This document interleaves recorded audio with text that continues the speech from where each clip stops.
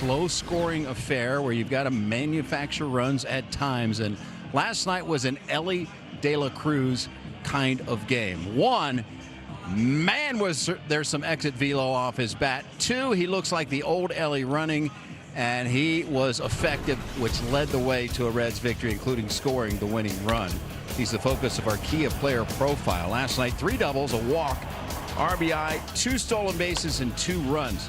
No Reds players had 3 doubles and 2 or more steals in a game since 1898, the year before I was born, or at least that's how I feel sometimes. But Elly had it going on last night.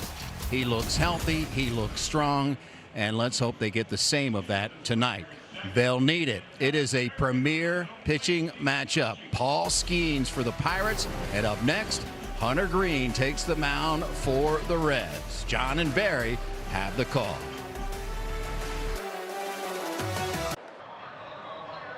Taking care of our own. You talk about a dominant ace. An ace finish for Greene. Struck him out. Paul Skeens strikes out 11. Hunter Greene is as special of an arm as we got. Struck him out. Hunter Greene out there dominating. This dude has been unhittable. Swing and a miss. Hey, struck him out. We're talking about greatness here. He has struck out the side. Greene is cooking with gas. My goodness. They're still on their feet for Paul Skeens. Struck him out. What a start by Hunter Greene. What a performance. What a night. This is so entertaining to watch. Two outstanding arms head to head on a Friday night at Great American Ballpark. A divisional destiny. Hunter Greene back to the bump. He'll make his 5th start of the season. Greene last time out against St. Louis was strong through 5, only 1 unearned run. Entered the 6th, having retired 7 straight, 14 of 15. A big inning was born. Can he rebound here tonight against a Pirate club that he's pitched very well against in his career? Hasn't had a lot of help along the way. Yeah, and I think that is significant. The fact that he has had some success against these Bucks. You know, Hunter Greene has the ability, as does Paul Skeens, just to go out there and dominate. And I feel like once you have shown a history of being successful against a team, that team has a tendency to panic a little bit, maybe swing a little earlier, try to ambush pitches. So it's going to be really interesting to see how Hunter, with the success he has had against this team, how he sets these guys up. If he goes out there power fastball, he knows they're going to be swinging. So I'm looking for him to possibly throw some splits early, maybe some sliders early in the count, just to kind of get them off of that fastball. Starting 9 for the Pirates, who have lost 3 in a row, 6 of 8. Don Kelly is Jake Mangum leading off. He rides his 7-game hit streak. Their best home run hitter, Brandon Lau, went deep yesterday. Reynolds has had success against Greene. Valdez has been cranking home ribbies, best in the bigs in July. O'Hearn has power. Gonzalez is red hot. Eddie Rodriguez moves to first base tonight. Jacob Gonzalez and Henry Davis, who went deep twice against the Reds on May the 1st. Well, Mangum loves to send the ball the other way. Squared a bunt, yanked back. Over a third of his contact goes oppo. Big league average is about a quarter of contact, 25%. I think Mangum just understands who he is as a hitter. Had a chance to spend a little time with Kevin Young, former player, doing some media stuff with the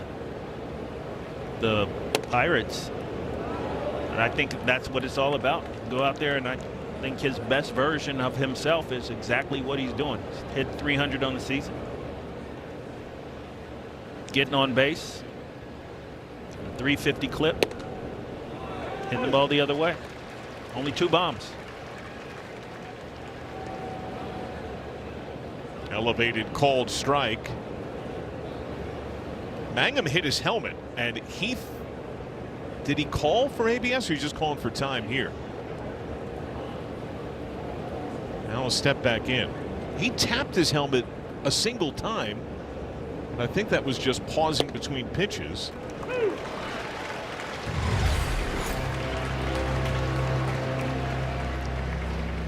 Remember Brett Beatty with the Mets? Yes. About a month into the year, he did the exact same thing, and they forced him to use an ABS challenge. Green rebounds and strikes him out.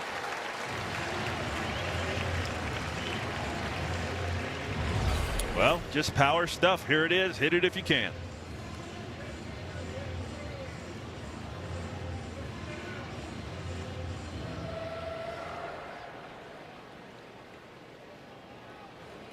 So now Brandon Lau, first pitch, 6th inning yesterday. He homered to tie it. His team leading 23rd. 22 of those home runs have come when he's been the second baseman. That's sent to right. Noelvi Marte has to play it on a hop. The ball hung a little bit in the air. Yes, I was it did. a little surprised he couldn't make a play on it. Here's the Reds defense from Tri-Health. Blade, Myers, Marte. Infield of Suarez, De La Cruz, McLean, Stewart, and Stevenson.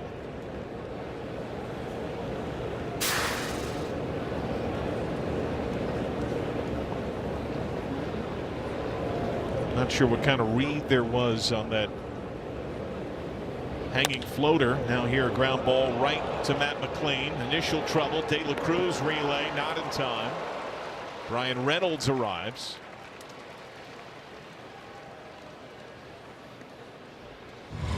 Well, this ball was hit hard to Matt McLean. It looks like he just got in his kitchen a little bit.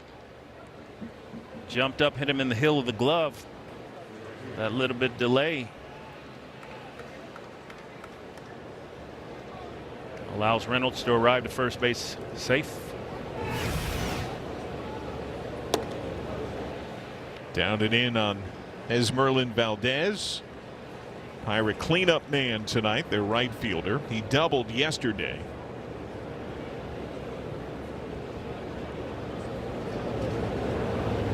Of his 36 RBIs, 24 have come in July. That's the most in the majors.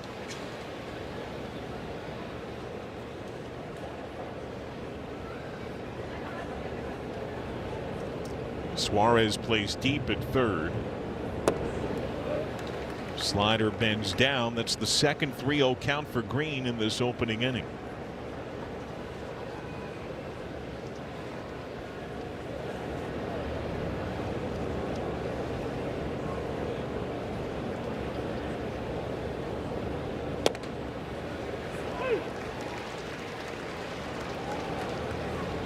Green turns 27 on Thursday. Making a second straight start against a divisional foe.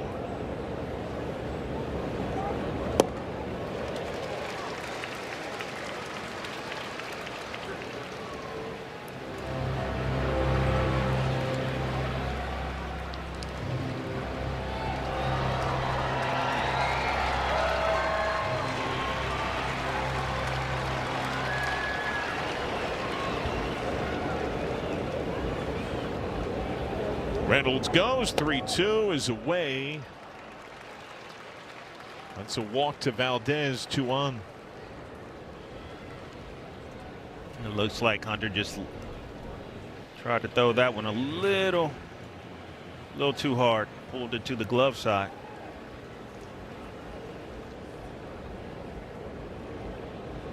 Now Ryan O'Hearn, the DH, 0 for 4 yesterday. Pushed off the plate, fastball running in. Against the Reds this year, 3 of his homers, 12 of his RBIs.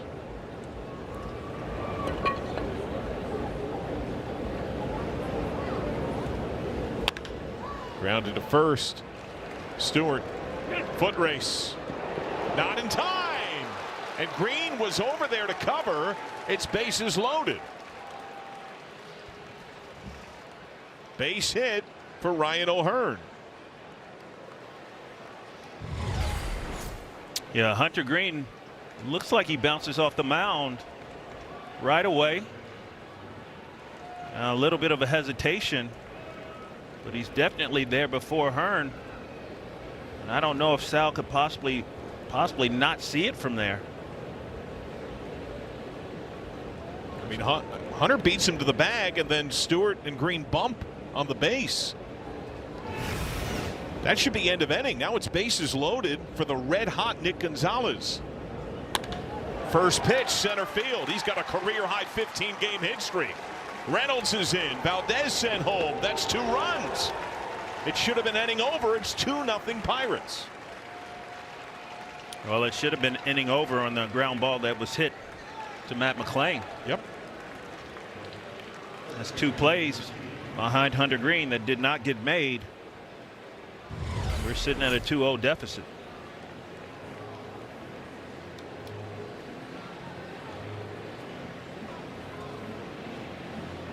Gonzalez has been locked in. He had a couple of hits and doubled yesterday.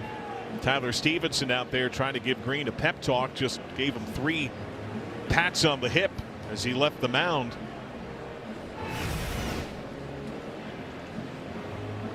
It's the longest active hit streak in the bigs. Now the switch hitting Andy Rodriguez, who got aboard twice yesterday, had a base hit and a walk as the catcher. He is the first baseman tonight.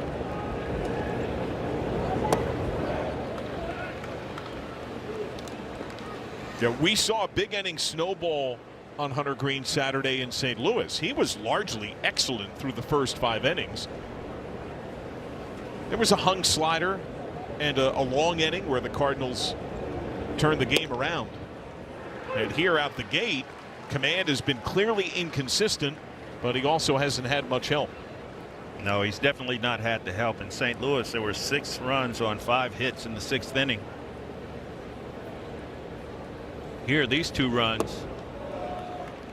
Ground ball to second base, 4-6-3 that should have been made. Ground ball to first base. Hunter's there. That play should have been made.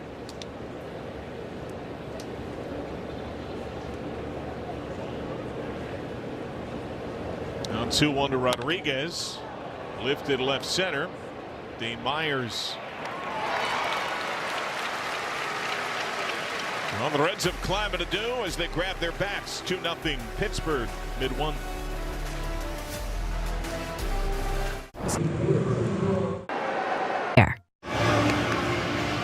Reds were victorious last night. They've won 6 of 9. They're full 9 from St. Elizabeth Healthcare. De La Cruz coming off a historic showing.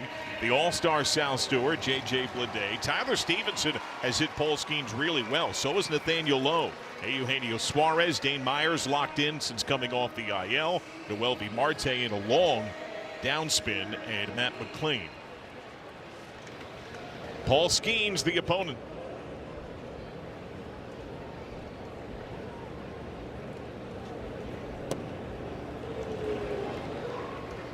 Well, Paul Skeens, power stuff. 4-seam fastball, sits about 97 miles an hour. Sweeper changeup. He also throws a split.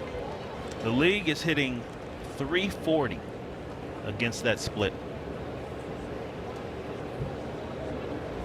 There is repertoire. Swing and a miss by De La Cruz, who had 3 doubles last night, also stole a couple of bags. So Skeens, Lark, reigning Cy Young winner, an all-star for a 3rd time, but the numbers not nearly what they were on his career before this year. Check swing, did he go? No. What's different? Well, according to some of the sources that we've talked to within the Pittsburgh organization, it seems like he is not pitching off his fastball as much as he has in the past.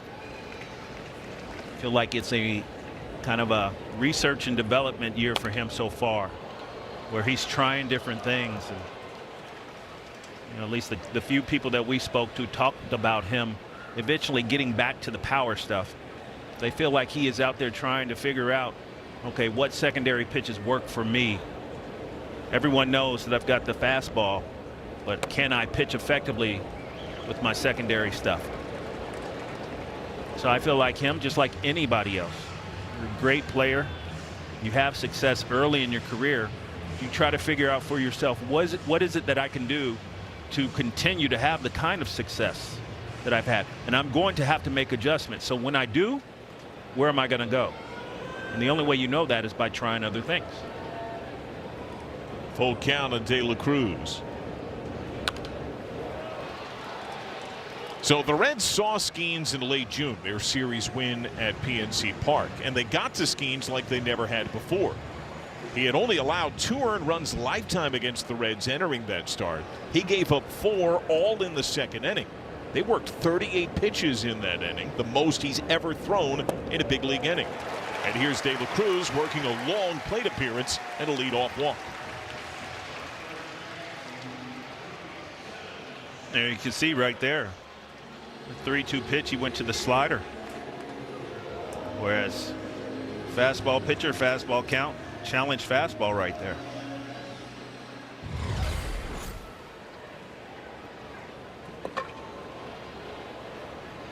Brings up Sal Stewart.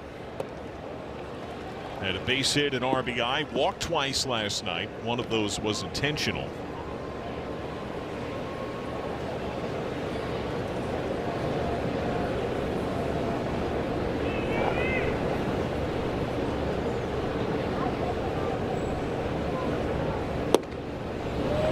Tickles the bottom of the zone. Now, De La Cruz has been running a lot more lately. Got his 20th steal last night. First Red to swipe 20 or more in his first 4 seasons. He's had half of them, 10, a baseball best in July. There's Skeens changing his timing. When De La Cruz was that initial dynamo, stealing on everyone all the time, Skeens is probably the pitcher that handled him best, picking him off multiple times. Yep.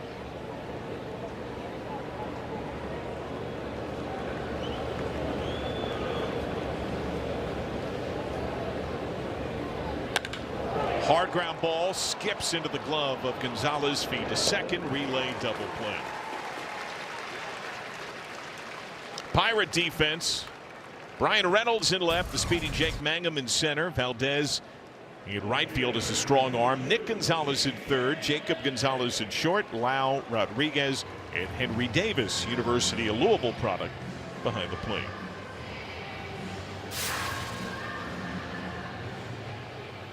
Has a very strong throwing arm. J.J. Bleday. He went deep Tuesday, game 2 of the double dip against Cleveland. That marked his 18th home run of the year, 12 of which have come at Great American Ballpark. It's one of the higher home totals in the league. Fouled back. Now, not only did the Reds get to Skeens in late June, that has spilled into what's been the worst month of his career. In July, an over 5.5 ERA in 5 starts. His last time out, he struck out the world, had 11 Ks against the Cubs, but gave up 5 runs in 5 1/3. How do you explain that? Baseball. Very much. Swing and miss. Pitched with the fastball there.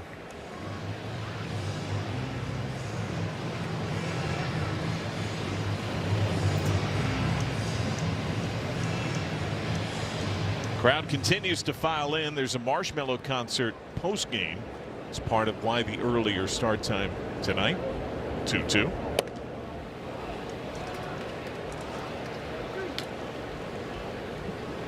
You can just see from Paul Skeens, just a lot of pitches, just kind of around the strike zone.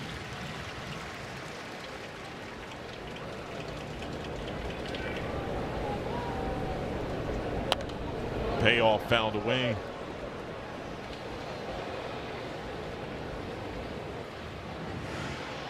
Like every player goes through a process of trying to figure out,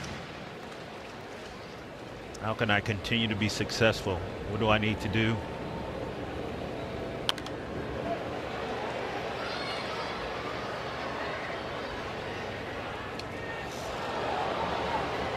It's where the game is hard. The league adjusts to you, and some of the elite players try to adjust before the adjustment, and there's that fine line. Yeah. It's great point. Adjust before you have to make the adjustment. Figure out where you're going to go before you have to go there. Today, really good AB. Works a second walk out of Skeens.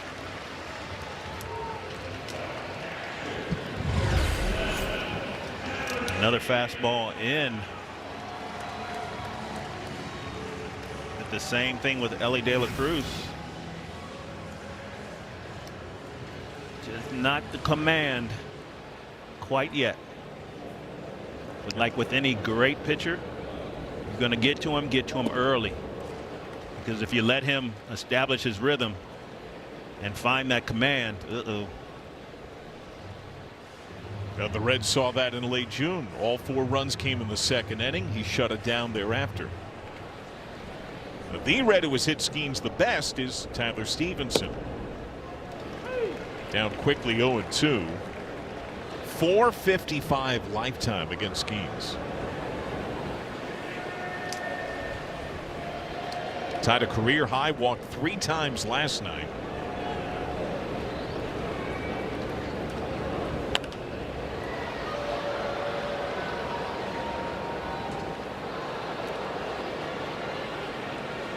Just too good of a pitch. 0-2.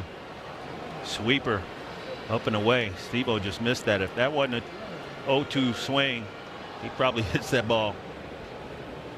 Does some damage.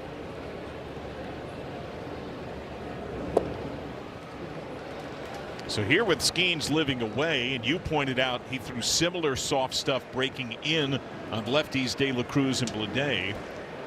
They have Lau shaded up the middle. Bleday held on. The right side of the infield is pretty open. Stevenson, a natural opposite way hitter. This is pulled fair inside of third. Bleday through second. A slight stumble. Wave is on from Willie Harris. Reynolds in left throw. Relay will not come. Bleday scores from first. An RBI double from Tyler Stevenson. Reds get a run back. It's 2-1.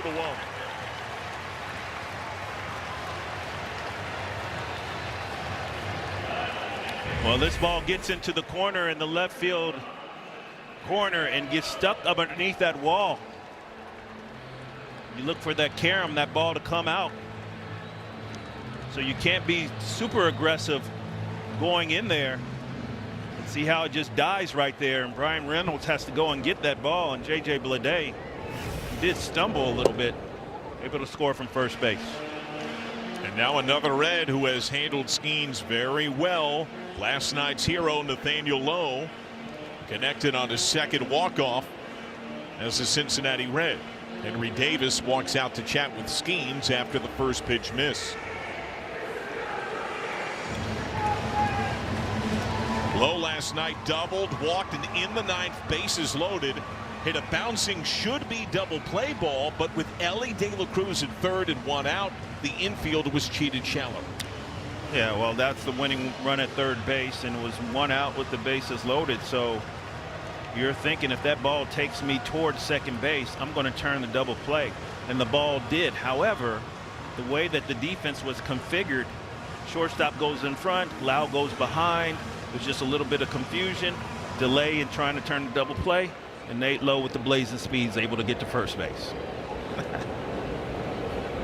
He chuckled about that with Jim Day after the game, and again in the clubhouse earlier today. Called strike, tight. Well, we saw him on the way out last night. That's right. I think we both looked at him. Blazing speed.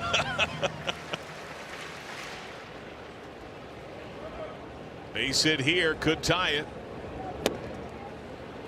Again a called strike. It's a couple that have looked in. And it was not by much.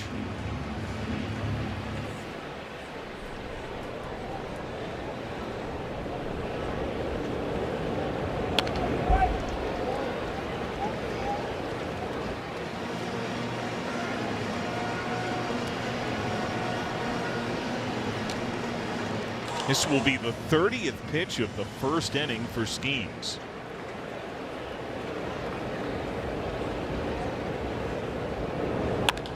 That's over. Second base, base hit.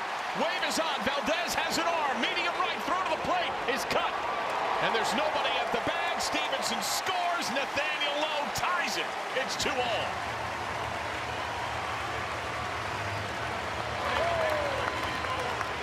You talked about the comfort that Nathaniel Lowe has had against Paul Skeens. A couple pitches on the inside part of the plate, but he stays patient. Gets one out there that he can handle, and I thought this was a good throw. I was surprised this ball was cut off. I thought there was going to be a play at the plate. Looked like the throw was right on line. But Andy Rodriguez decided to cut that ball off. I wonder if that was the call from the catcher, if he just did that on his own. Yeah, I'm with you. And, Stevenson's a good athlete, but you have the catcher running from second base. It means losing the lead. I think you would see how it plays out of the plate. If you concede second base, you concede second base. You got Paul Skeens pitching.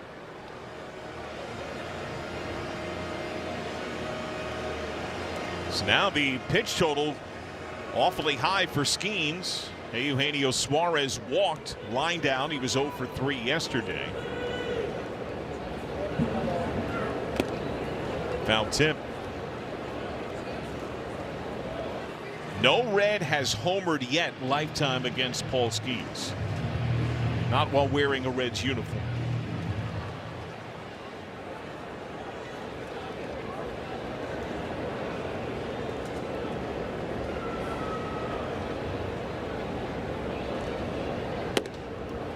Upstairs.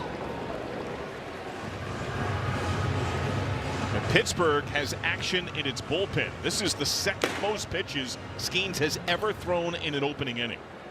Topped only by opening day struggles against the Mets when his defense was dismal. And he misses on a changeup in.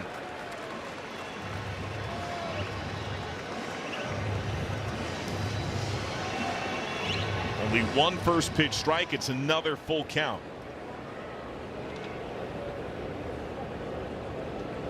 Low goes. Suarez swings through. Strike 3. What a rally for the Reds. They get a couple of runs against the reigning Cy Young winner. Pair of pokes, and it's tied at 2.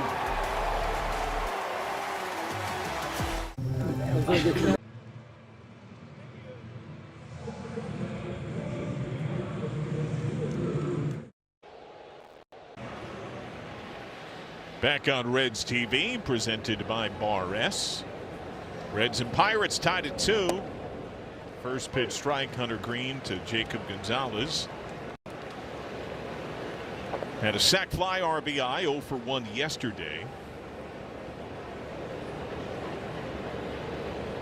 This is the second time in Hunter Green's 10 career starts against the Pirates that he has taken the mound and the Reds have scored more than 1 run in the game. Wow.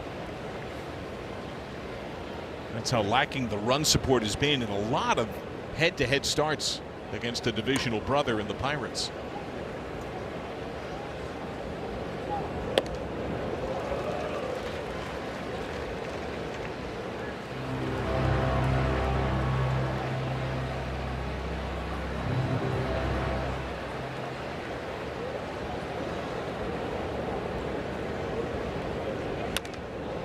In the air left field, J.J. Bleday fighting that sun. Some has it in foul ground. Time now for our Liberty Mutual field coverage. Green can bring the gas. Well, Hunter Green sitting with that 100-mile-an-hour fastball. You can see behind the Miz with 99 punch outs with the fastball over a hundo.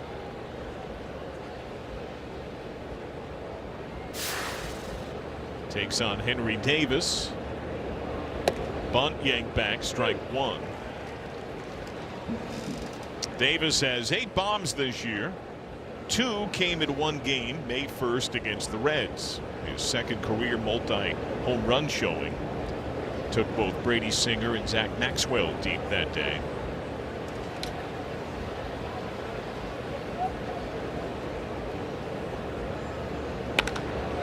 Well hit down the left field line. Foul.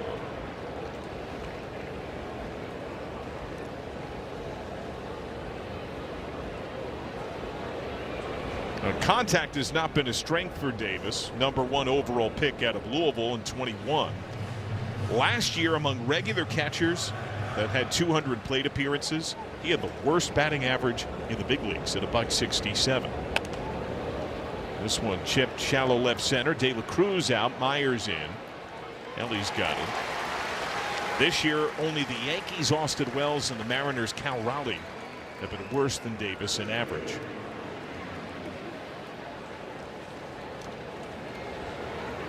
A couple of quicker outs for Green. Now a rematch with Jake Mangum. He fell behind Mangum 3-0 and rallied to strike him out. His lone K, his first time through.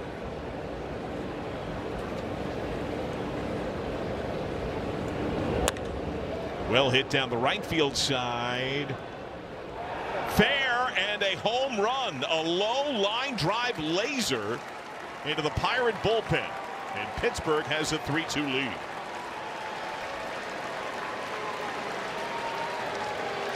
It's amazing. We were talking the first time up about Jake Mangum about the fact that he likes to hit the ball the other way.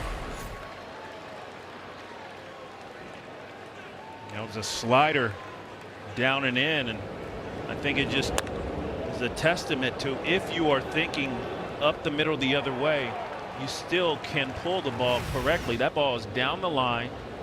It stays fair.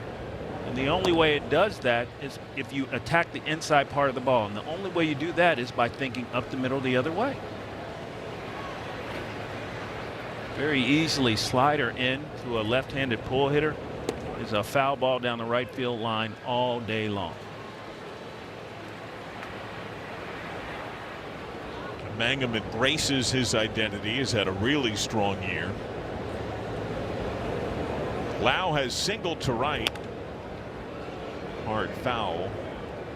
That was a ball that just floated to somewhat shallower right field. Did not feel like Noelvi Marte got the best read. I thought the ball hung in the air long enough with his speed and a good read. It was playable. Yeah, I don't think it was a good read. I think he took a few steps back on that ball, and it did just float out there. And that's not normally what Lau's contact does. He can drive the ball.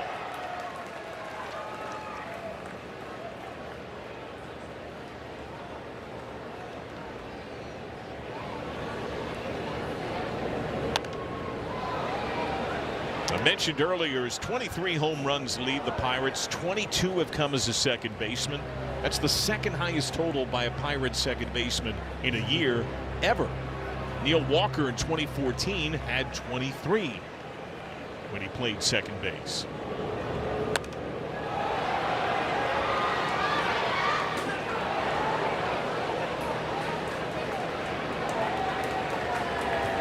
He's fouled off 4 in a row here.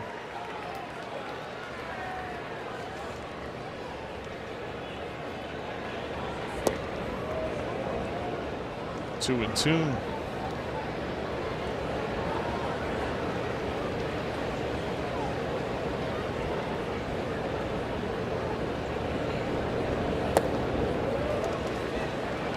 Full count. When full on Mangum first inning, struck him out. When full on Valdez the same inning, he walked him. Now full on a dangerous power hitter. And he strikes him out.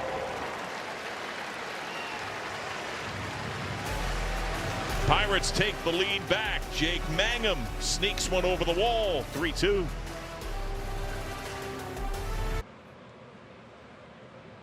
$50 in bonus bets. 2026 Reds Rookies memberships are available now for young Reds fans up to 3 years old.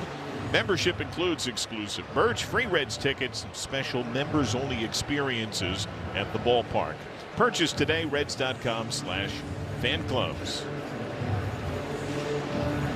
Oh, Reds face a second deficit already today. 3-2. Pirates have the lead back. Paul Skeens against Dane Myers. Taking all the way, strike one.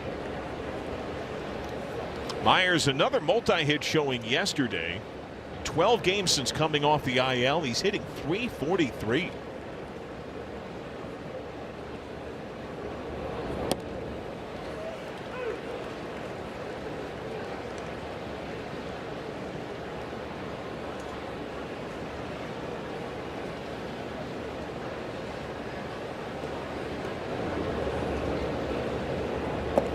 down and away.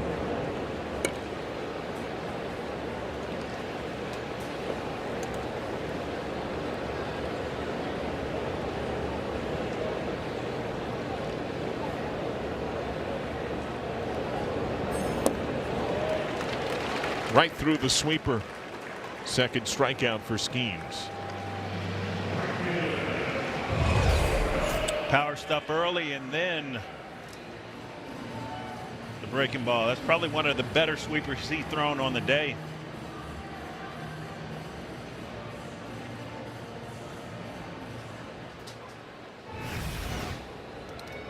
Noelvi Marte. Marte 0 for 4 yesterday, 3 strikeouts. In his last 13 games, the average has dwindled dramatically. He's 5 for his last 39.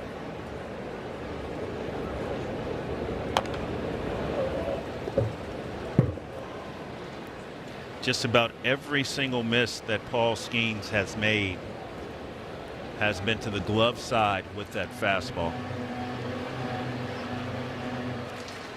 See, as a hitter, especially against a great pitcher, you try to eliminate a location. Fair ball. Got by Nick Gonzalez. Noelvi Marte into second base. A just fair double.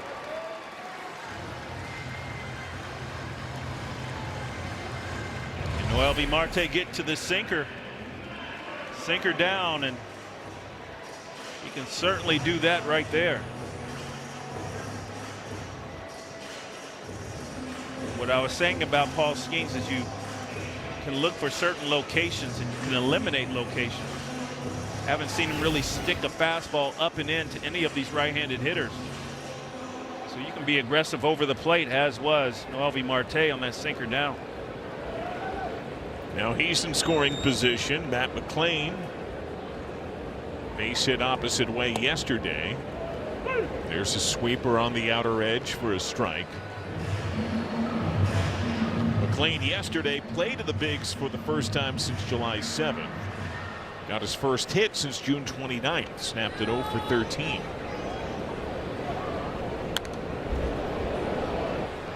There's a fastball up and away.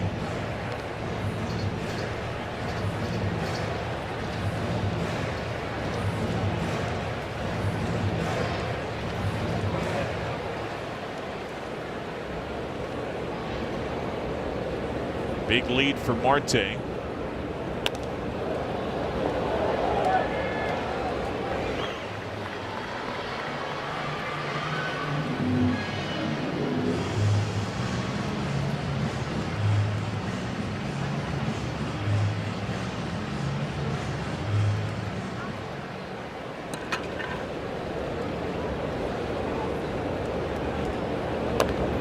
Tapper foul.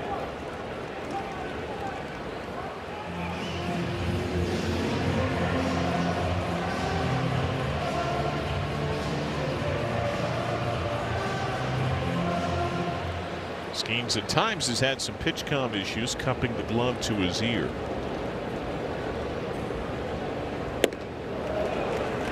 Fastball up, strike 3.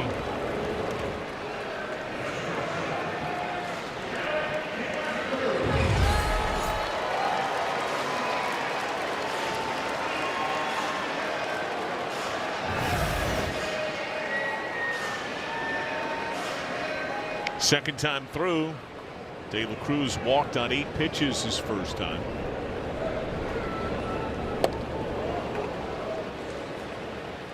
I thought he had one of his best single games of the season last night. And it was so fun to watch him. He had a couple of balls in the gaps. I love the hustle doubles.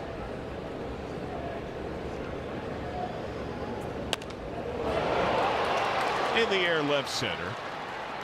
Reynolds. Marte doubles, gets stranded.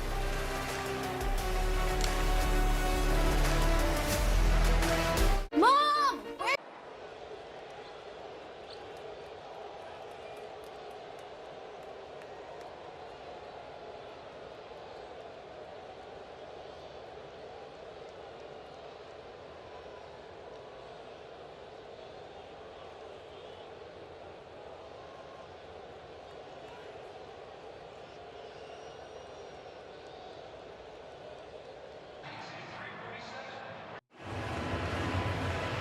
The boss, Rick Ross, comes to Great American Ballpark Friday, August 14th. Part of the Ohio Lottery post-game concert series. Keep the party going after Reds Marlins. A set from Rick Ross. Get your tickets now. Reds.com/concerts. I think Joel is on one right now. Is he? He's rocking the Skyline cap. Got the Skyline cap on. Feeling it. I don't think he's feeling gangster because he had it on like a gangster the other day. Oh, there he is. All right. Now he's back. Out of the zone to Brian Reynolds, who has reached on fielder's choice and scored. It's a ground ball that looked like it could have been a double play. He did hit it at 100.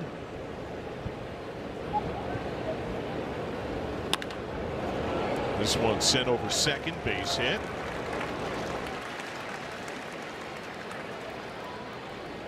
Well, first time the Pirates have put their leadoff man on tonight against Green.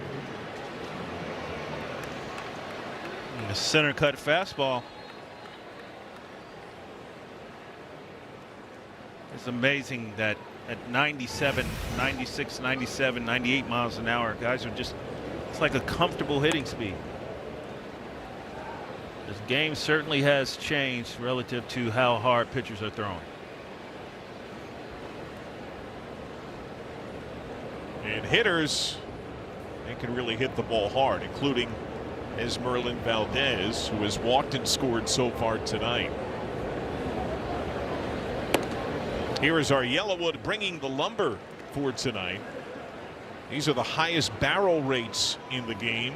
You would expect James Wood, Aaron Judge, but I'm not sure how many nationally know yet about Valdez. Where's Sal Stewart on that?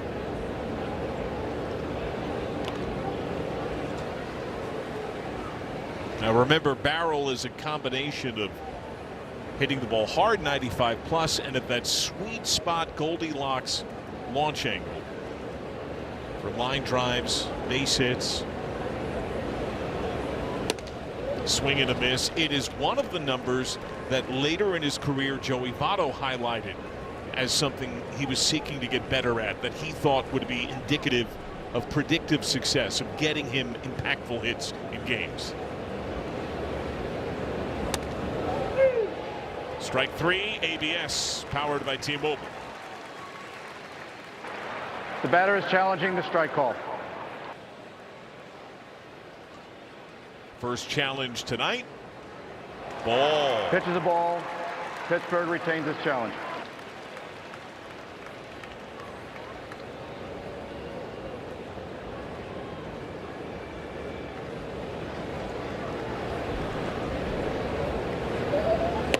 Check swing seemed to go. Appeal confirms he's done.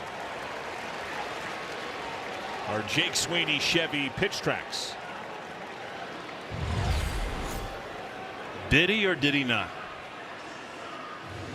Can't tell from that angle.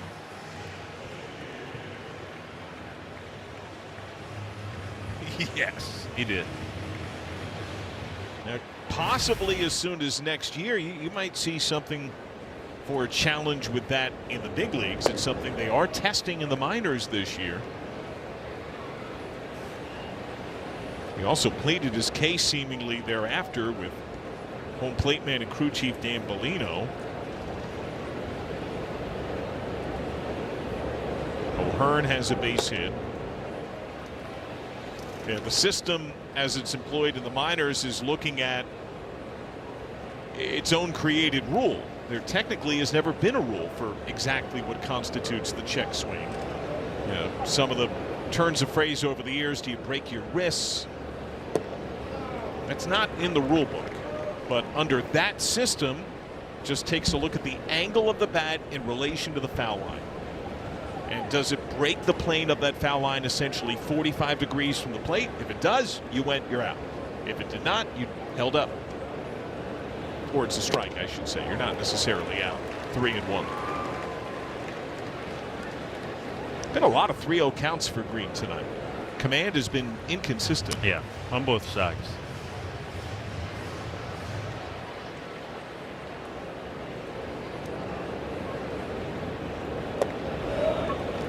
And there's a walk. Spiked the slider, so Reynolds up to second.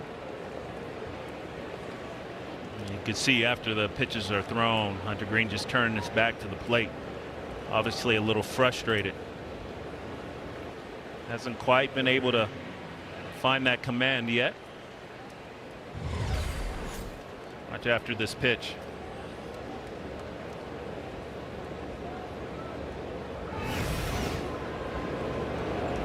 Nick Gonzalez saw one pitch his first time, RBI hit into center field.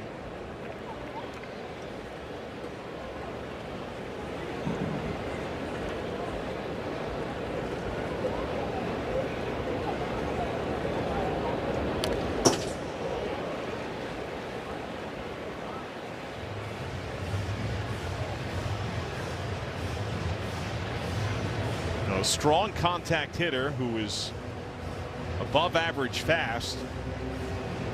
A couple of men on base.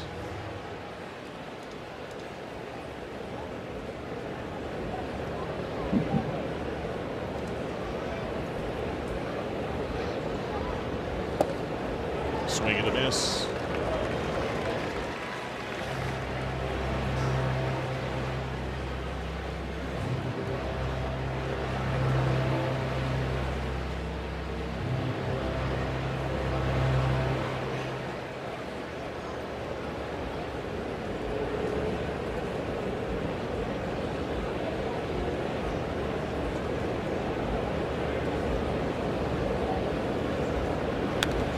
Fouled back.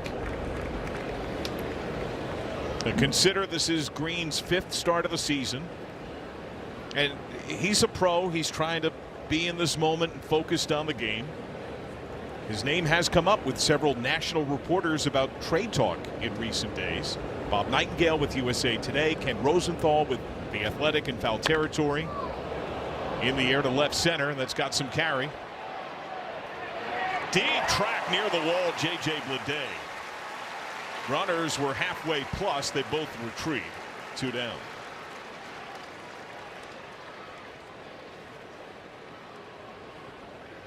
Man, J.J. Bleday went a long way for this ball. Just in that little angle between the and left center field.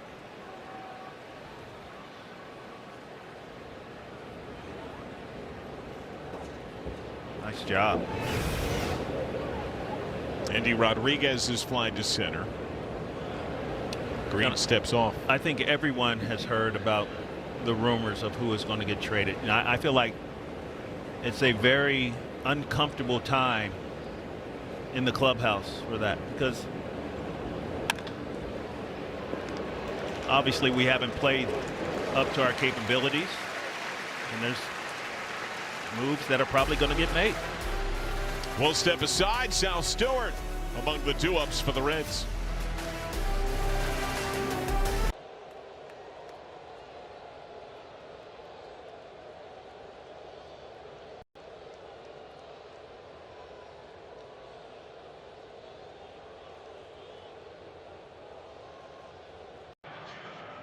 Get your tickets now, Reds.com/Tuesday.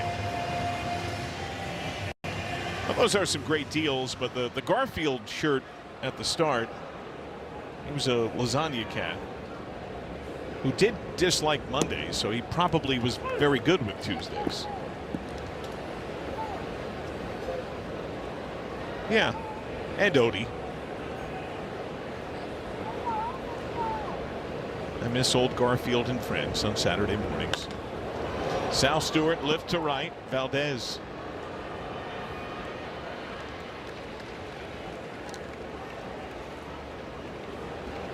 Now, Paul Skeen's command was noticeably off in the first inning.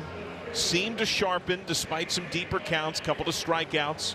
Worked around a just fair double in a scoreless second and gets a fairly quick out from Stewart. I tell you, I really truly believe that so far for me, he has not shown. First pitch, J.J. Bleday, launching pad to right and gone. His 19th of the year, and it's tied at 3.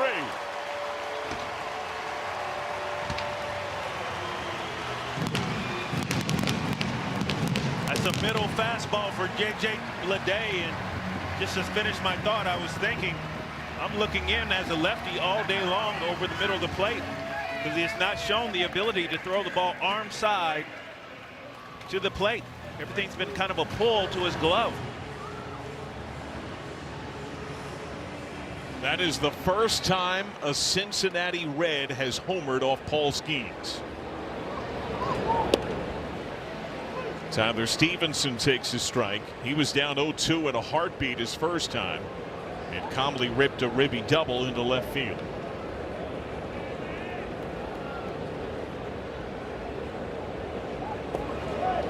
Now, Jim Day, Tyler Stevenson's another name swirling in the trade rumors. You had a chance to chat with him. Yeah, I've been around Tyler for a long time, obviously, and he's known nothing but being a Cincinnati Red since being a pro, drafted in 2015. And this is the first time that he has gone through this. Now, he didn't want to harp on it too much, but I've been around him enough to know it is weighing on him. And one of the sentences he did say is, I just want it over. Whatever's going to happen, I want it over. The anxiety of trying to figure out what's going to happen. Do I have to uproot my family in the middle of the season? And by the way, still run a pitching staff, still hit, do all the things that catchers need to do, and be a pro every day. This is a tough week. 1-2. Well, as I talked about, it is a very uncomfortable situation. You know, you kind of start blaming yourself, like, well, we played ourselves into this situation. It's a very exciting time as well because you got a team that's not playing up to their capabilities, and if you get traded, you assume you're going to go to some place where they need you and there's a possibility to get into the playoffs. Not that that doesn't exist here, but if your sale is at the deadline, it's telling someone something. It's telling you in the clubhouse, we're not good enough to win, so we're punting on the season. And it tells the player that gets traded that there's a team out there that believes they have a better chance to win with you. And that whole maelstrom of the trade scene is something that you dealt with head to head as a player as well. We all deal with it. As I said, regardless if you are named in some of the potential trades, which I was a couple of times, you want to be at this point of the year. Appeal no go. I believe that's the first pitch that I've seen. Obviously looks like that one got away a little bit from Paul Skeens, but on really truly inside to a right-handed hitter. But regardless if you are that guy that being named or not, it definitely affects you in that clubhouse. You're breaking up the family. Nathaniel Lowe, ribby hit his first time. Check swing seemed to go, no appeal needed, strike one.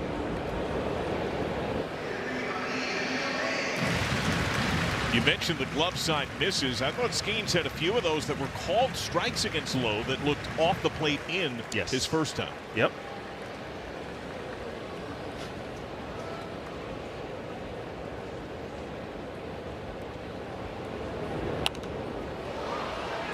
There's been some comments down here, especially after the first inning, without naming names. Of course, his stuff is not the same compared to what they've seen from Skeens before. They believe they have an opportunity in front of them. That's a rallying cry right there. Let's go, boys. Lowe pops it up. Davis, mask off. No play.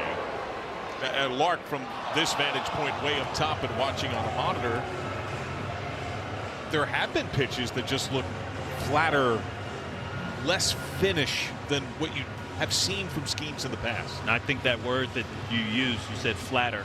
Flat. Flat is what it is. How's he looking? He's flat today. Meaning his fastball isn't as crisp. His breaking ball doesn't have as much bite. His command is not on point. He's flat.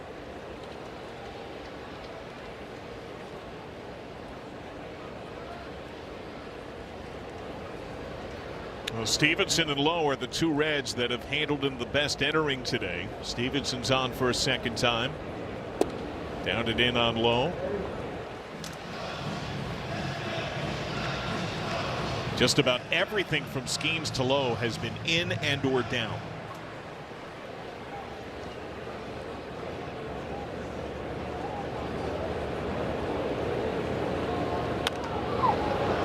And Lowe does a really good job on those tweener pitches of at least fighting it off.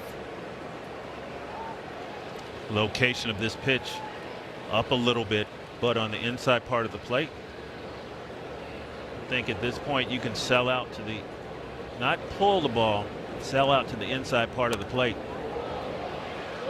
It's a slider. Location of this one, inside part of the plate.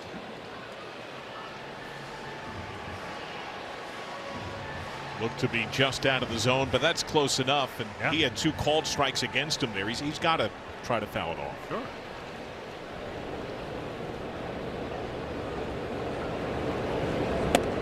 Swing and a miss, up and in heater.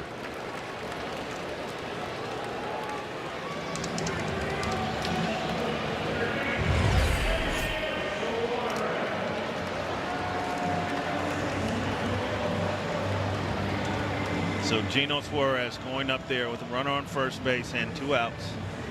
I'm looking for a fastball up out over the plate, and I'm putting my chin over this plate.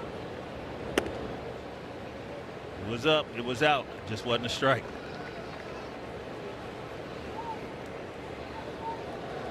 You've had that feel for Skeens tonight from the early stage of the game. Yeah.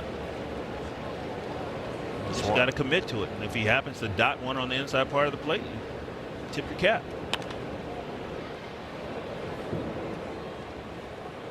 Suarez struck out at a fastball his first time. That low AB, he fouled off 4 pitches. He saw 8. That's 3 times already. A Red has worked 8 pitches and 1 AB against Skeens. They've made him work. It's the 3rd inning, and this is his 71st pitch.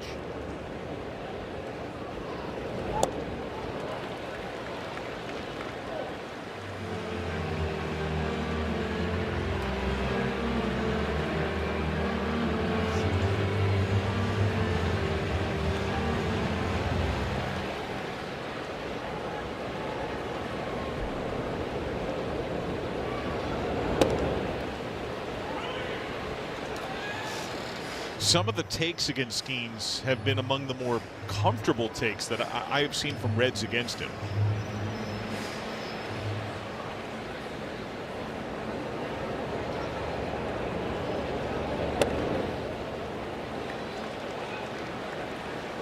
Full count again.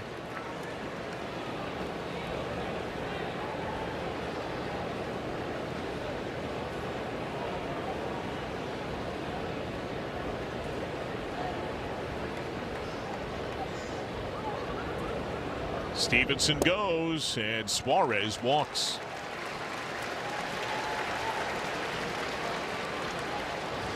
That's already 4 walks drawn by the Reds against Skeens.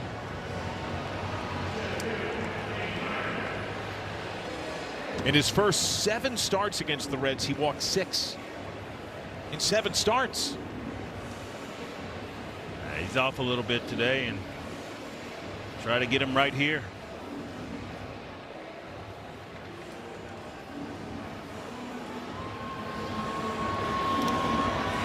Dane Myers struck out on a sweeper away his first time. 2 on, 2 out. Ball. ABS powered by T-Mobile. I don't think this one's going to be one. Previous pitch is a ball. The catcher has challenged. Henry Davis trying to win a strike for a struggling Skeens. That's a ball. Pitch is a ball. Pittsburgh has 1 challenge remaining. First time up, I felt like Myers just was taking the first couple of pitches. Did not really move the bat all that much. Now he's ahead 1-0. Bouncer off Skeens, dives back of the mound. There's no play. Infield hit, bases loaded.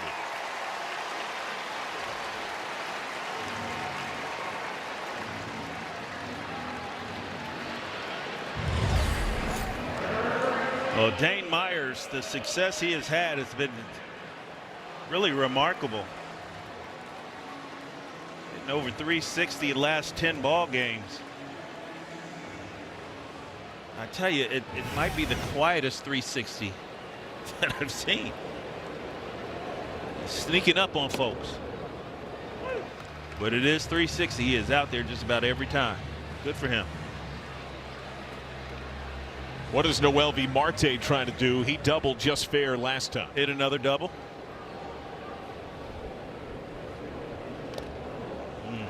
0-2.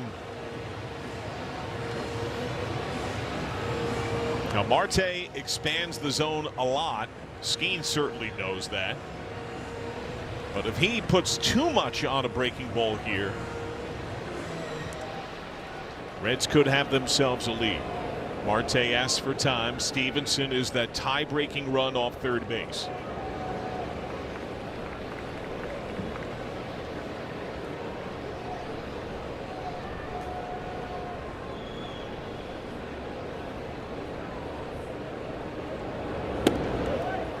Way high. Upon release, Skeens dragged the palm of his pitching hand along the back of his pants.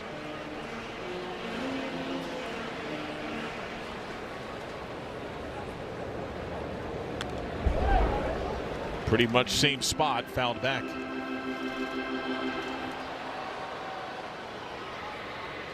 Lifetime one granny.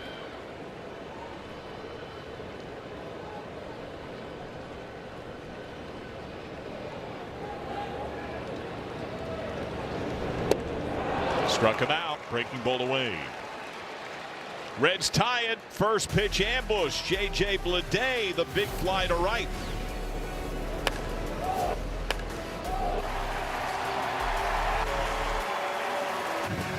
Listen to the heartbeat. Injury report for tonight's Nick Lodolo threw to live hitters today, threw 50 pitches, 3 ups and downs. One of those ups and downs was using a new grip on his breaking ball. Just smaller tweak, but it's just getting comfortable. And the biggest thing, to be able to throw it for strikes. But he said it went very, very well. In fact, his new breaking ball, he said he's kind of excited about certain aspects of it. Do believe he's going to throw it a little harder than he did in the past. And I also talked to a couple of hitters that faced him, and they said it looked like the same nasty Lodolo. Next step still TBA. Could be a rehab stint though next time out. Well, thank you, Jim. And beyond the breaking ball, did that fastball stand out in any way? Yeah, one of the guys that faced him was TJ Friedel, and particularly talked about his two-seamer that he was spotting up and away and painting the corner with good command and good velocity. So they said he looked crisp and felt crisp, and Friedel was faced him a bunch of times in spring training or during COVID or whenever, maybe 150 to 200 pitches, so he would know him better than anyone. Jacob Gonzalez has foul flying to left. Green gets a fly ball deep right. That goes foul. Now, what's the latest on two of the Reds' higher leverage relievers, Tony Santillan, Graham Ashcraft? Well, we told you that Santillan was going to get scanned again today, and he swore to everyone this scan is going to be clean, trust me, and he mean mugged his way right into that being the result. It was a good, clean scan, and they are now going to expedite his recovery a bit, with the caveat of it is an oblique, so he's still got to be careful, and particularly with Santillan, because he's a guy that will just want to hurry and try to pitch tomorrow. So it'll be difficult to hold Tony back, but he got the best of news today. As far as the other guy I think you're talking about is Graham Ashcraft. He's in Arizona, and he's going to throw a bullpen Tuesday in Arizona. Continue on that process, and when the Reds get back from the next road trip, we'll begin his bullpen work here. Tony Santillan would never mean mug you. Not you, Jim Day. Actually, he does it all the time. That's the scout. And I'll be standing in like a hotel lobby, and all of a sudden I'll feel the presence of someone behind me, and I turn around and he's just staring, mean mugging. Scares me to death. He is an intimidating dude, Tony Santiago. I once asked him if he's ever mean mugged a strike or an out. He didn't deny it. But a nice guy. Absolutely great guy. Yeah. We've seen a lot of smiles on that face of late.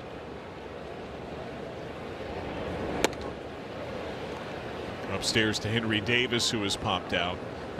Do I hear right, Jim? Do you also have a mini Marshmallow down there with you? We do. Marshmallow's taken in the game. I don't know if we could took a picture of it. I don't know if we could get a shot. Eugenio Suarez 2 down. He's Marshmallow's actually sitting right above me. There he is. It's nice of him to want to take in the game before the concert.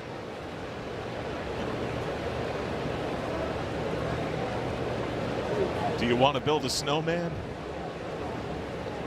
You know, Jim Day, he keeps it mellow. Mangum first pitch. Myers. 1, 2, 3 for Hunter Green.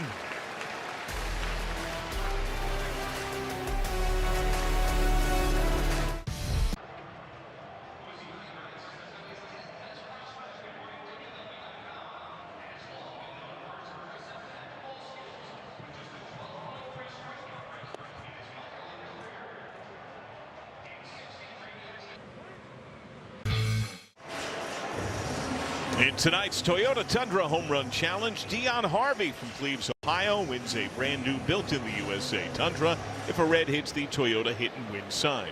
Register for your chance at any Cincinnati, Northern Kentucky Toyota dealer. Tied at 3, Paul Skeens. Check swing seemed to go. Appeal says yes.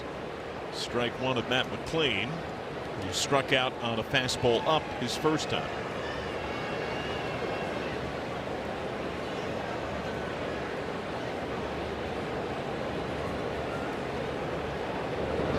Bunt to third on the run. Nicely done by Nick Gonzalez.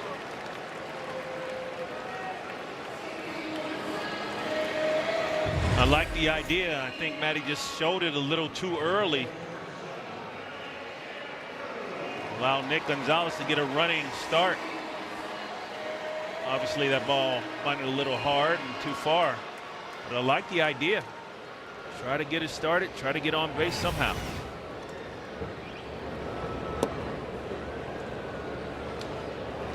Ball 1 to Ellie De La Cruz, who has walked. He's also flying to left.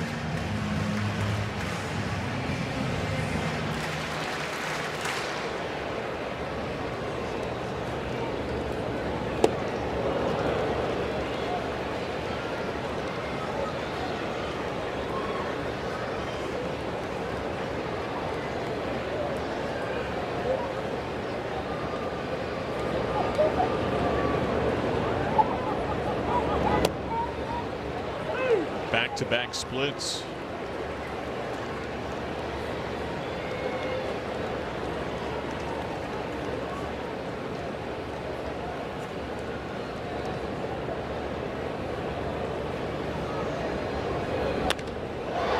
To right center. Headlong dive misses for Mangum. De La Cruz high and 3. Standing up.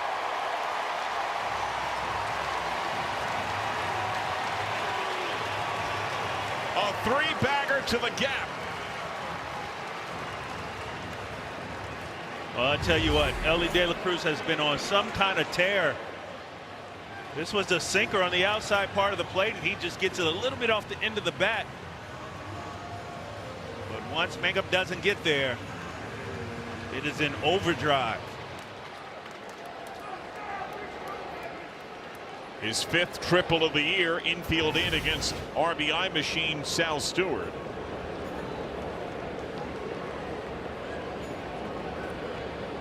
Stewart has bounced into a double play. He is flying to right. First pitch, deep center field. Mangum going way back, and that is gone! Off the batter's eye! What a blast!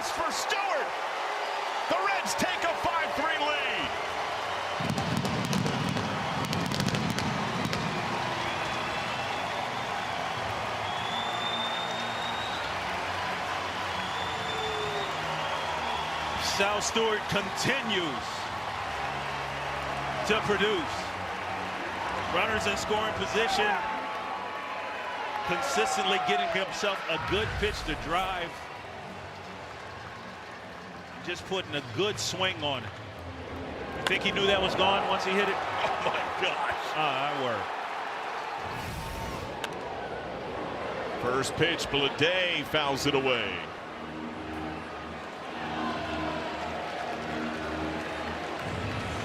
In 7 starts lifetime against the Reds, Paul Skeens had surrendered 6 runs. They have tagged him with 5, and it's 1 out in the 4th inning here tonight.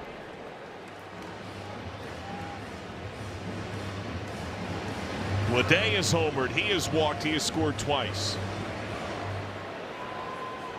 Kelly is up in the Pirate pen. A miss in, appeal no go.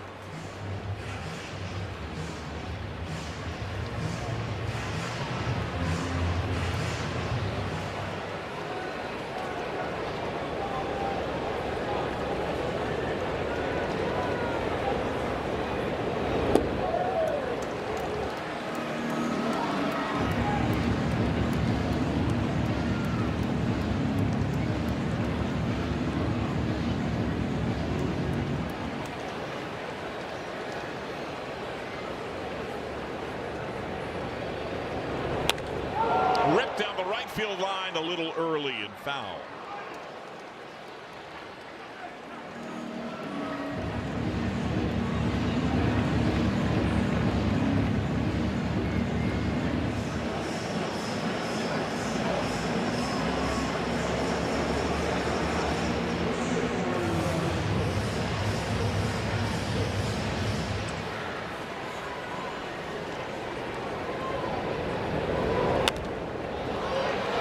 Popped up. So as it stands, this ties as the 2nd most runs Skeens has ever allowed in a big league game. Only topped by the 8 he surrendered, 7 earned in Philly the 1st of the month. This has been the worst month of his baseball career. Strikes out Bleday.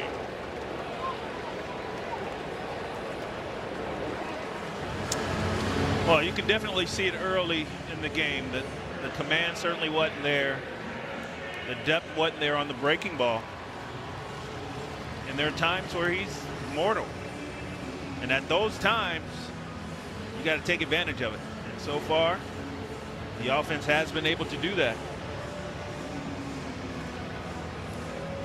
Tyler Stevenson called his timeout before standing in. Ribby double, a walk, he has scored a run.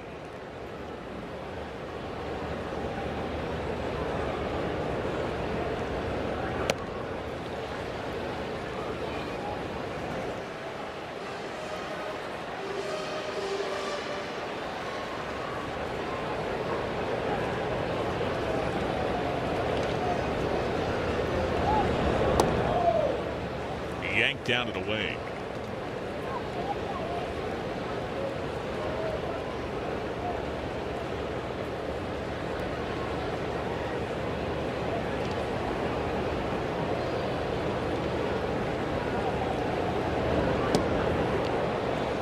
Strike.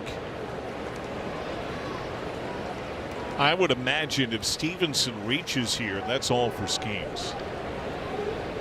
Kelly has been up, and at last check, still up in the Pirate pen. Strike 2.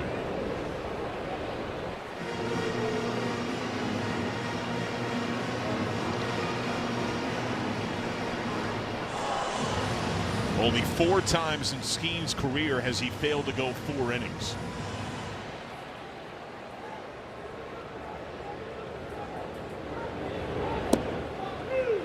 Got him looking.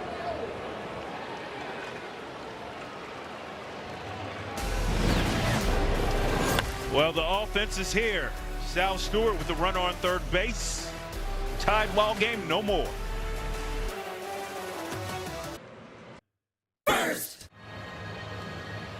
Having a dog at the game. Welcome back, Reds TV from Bar S. 5-3. Reds have the lead. Adorable.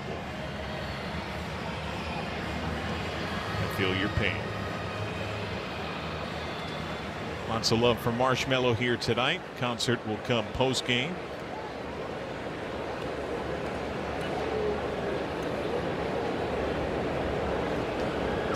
Brandon Lau is singled, struck out, fouls off strike one.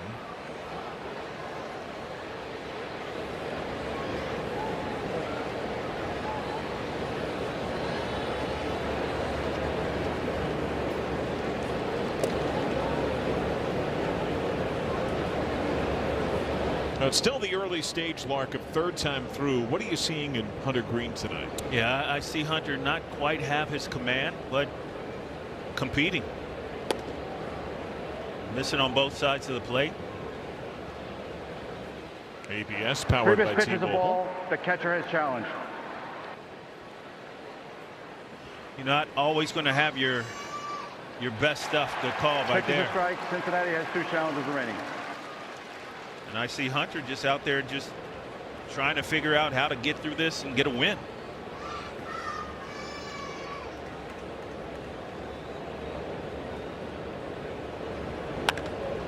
Well hit to right center. Marte kicks off the wall, gathers, fire to second. Safe slide in, a double by Lau.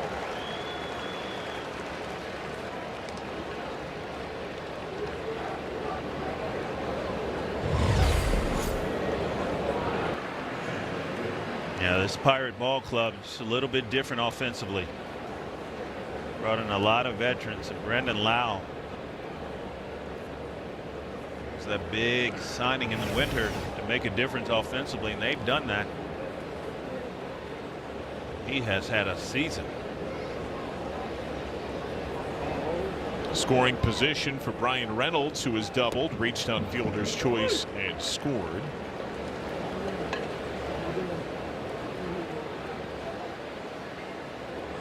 Balance and power can really change an offense. It's not all home runs, although Lau's 23 certainly don't hurt. Poke to short, runner advances, backhand De La Cruz, no play. Just able to keep it on the infield. Lau to third, met at the corners. It's a nice job by Ellie right there in the infield. You'd think with a runner on second base, you want to knock the ball down, not allow it to trickle into the outfield. And so he takes a really deep angle, understanding there's no way for him to throw the ball to first base. Doesn't try. Keeps that runner on third. Now Valdez, who has walked and scored, he's also struck out, buzzed with a heater up and in. But Kelly's ready in the Pirate pen. Green has been far more pitch efficient than Skeens. Skeens 100 pitches to go his 4 innings. Have to think he's done. In the air to right, Marte. Makes the catch. Lau tags. Throw wisely goes to second. He had no shot to get Lau at the plate. He makes sure that Reynolds doesn't leave first. Pirates get a run back. It's 5-4.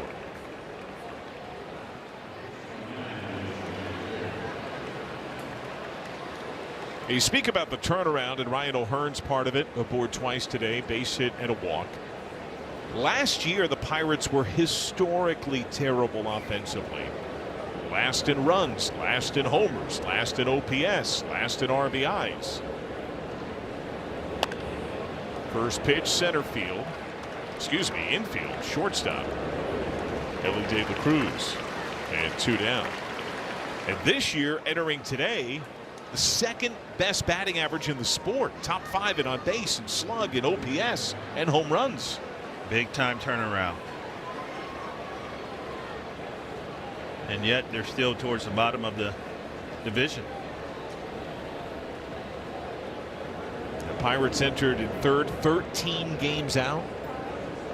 And with a .500 record. Swing and a miss. Nick Gonzalez, ribby hit. He's also flied out. The oddity is the Pirates revamped their offense significantly, but their pitching bedrock is not what it was expected to be. The bullpen is quite prone. Called a strike.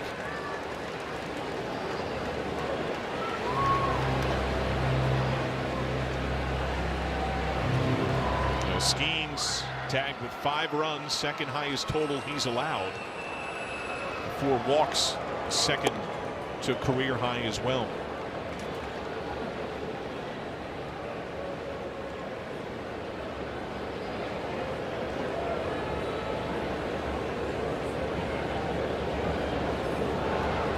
Only a 1-run game. Bounce to short. De La Cruz, short way. Loud doubles at the start. Pirates get him in. 5-4 Reds. So I hammer the rudder. Cincinnati Reds baseball is presented by Jake Sweeney Chevrolet. Together, let's drive. And by Yellowwood brand pressure treated pine.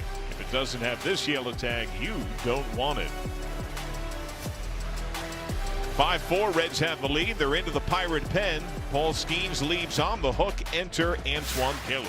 Get ready for the power. There it is. It's about a 100-mile-an-hour heater. Slider, sweeper, and a changeup. Skyline Chili called to the bullpen.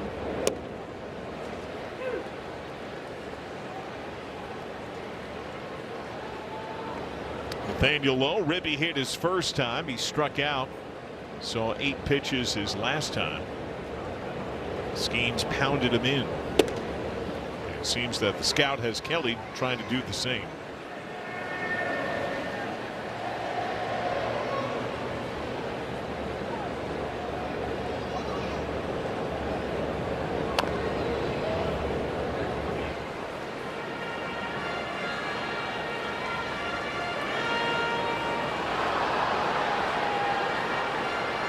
Kelly out of Aruba.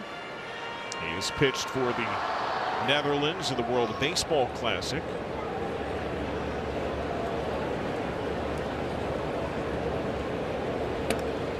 Swing and miss. He strikes out low.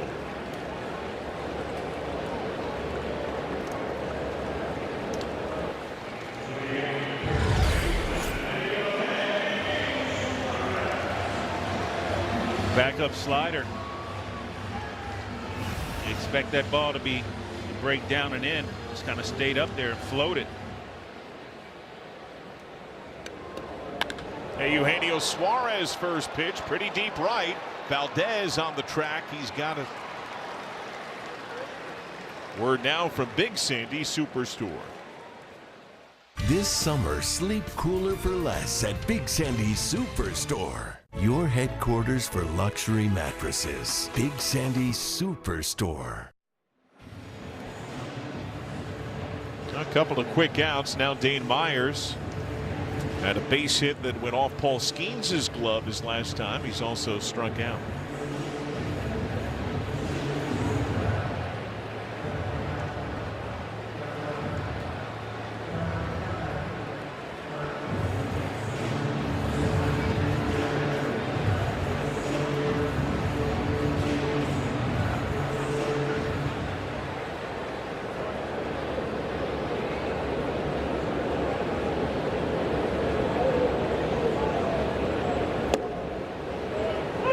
Strike one.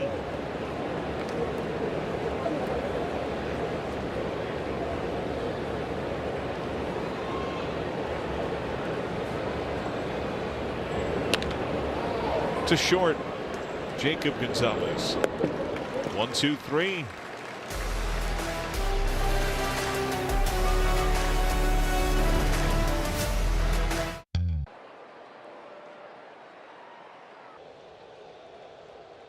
Reds.com/AvoReds. Be sure to also follow @Avos from Peru on Instagram. Today, celebrate guacamole for all. It's National Avocado Day. First pitch foul, Andy Rodriguez against Hunter Green. Green has held him 0 for 2, fly out, ground out.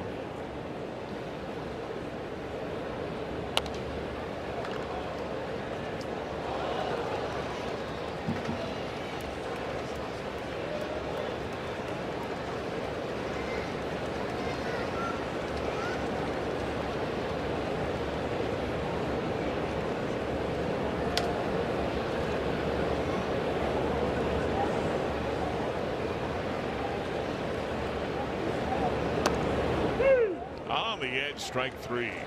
Our champion window pitch tracks. About the best split that Hunter Green has thrown today. Watch him pull down on this one. Really nice job.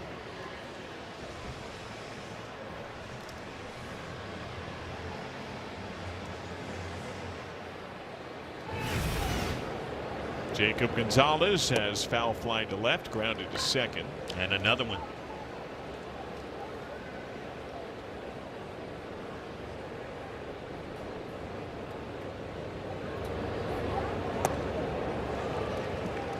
Triple up.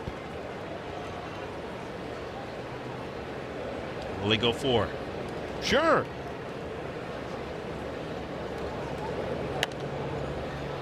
Heater fouled away. Just to change the eye level. Go right back to it. I like it.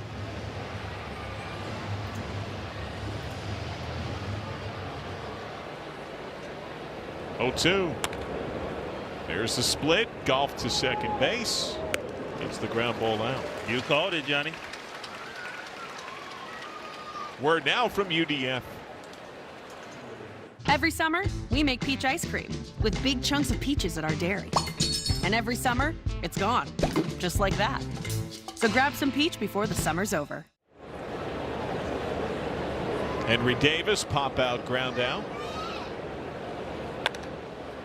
First pitch sent to center. Dane Myers. 1, 2, 3 for Green.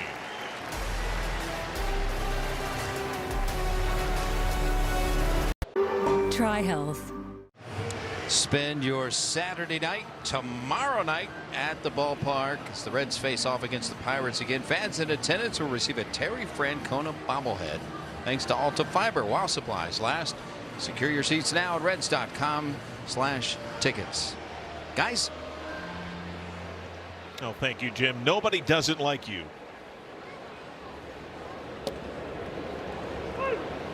Strike 1 on Noelvi Marte, who has doubled and struck out. Dare I say Jim Day might be the most solid reporter in the sport. Solid. Solid. Up the middle. Nice. Couple of knocks for Noelvi Marte tonight. Anytime he hits that ball to the shortstop or to the right side of the infield, that is a good sign for Noelvi Marte. It simply just means he's keeping that front gate closed, square to the plate, hit through the ball as opposed to around it. Solid. Solid. Bunt yank back. You like the bunt idea from Matt McLean as last time. Yeah, I definitely did. It was for a base hit. This time it's a little team baseball. Make sure that Noelvi Marte gets to second base. Look more of a sacrifice right there. Maybe bunt for a base hit. The other thing I like about it is in order to do that, you have to let the ball travel.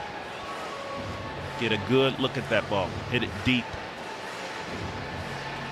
I feel like Matt struggled when he was up here before. He's a little too far out in front.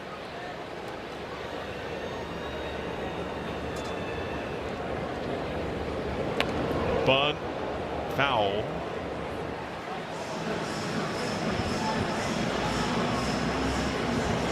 So McLean is struck out and grounded out on a bunt try. And it also indicates a little awareness of where you are in your career. All right, you're hitting 9th. Ellie's on deck. There's a runner on base. We're up by 1. That's a team at bat. That's a team approach. One away. And all the guys down on that bench certainly recognize that and appreciate that.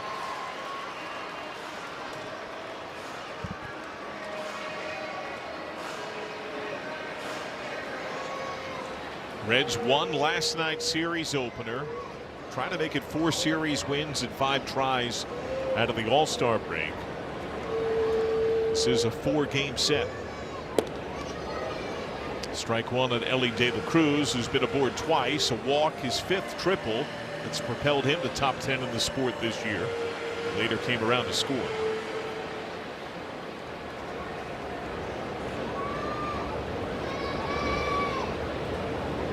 Marte leaning a little larger. Borderline miss.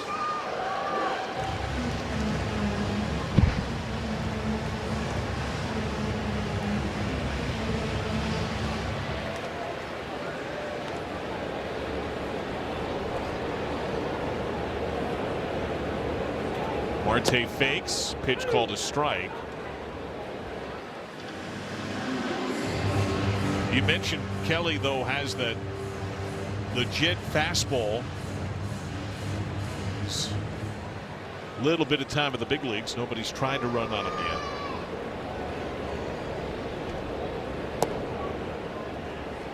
yet. Soft down.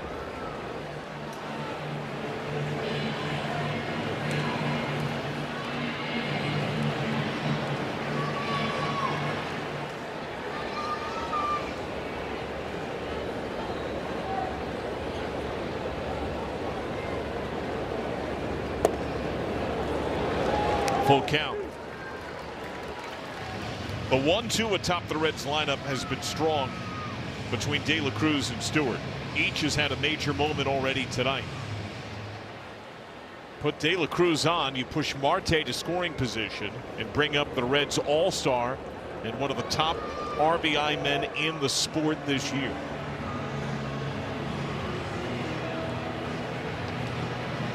How careful will Kelly and Davis be here against De La Cruz?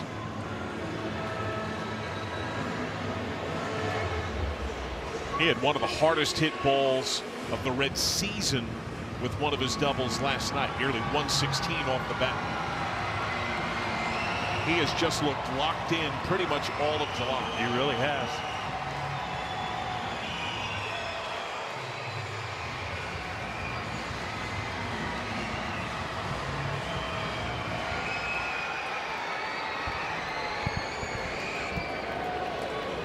Marte goes 3-2, fouled away. Sam Moll has a baseball in his hand, his glove tucked under his armpit, standing in the bullpen. I'm assuming he has already been warming at times. Green's at, I think, 91 pitches.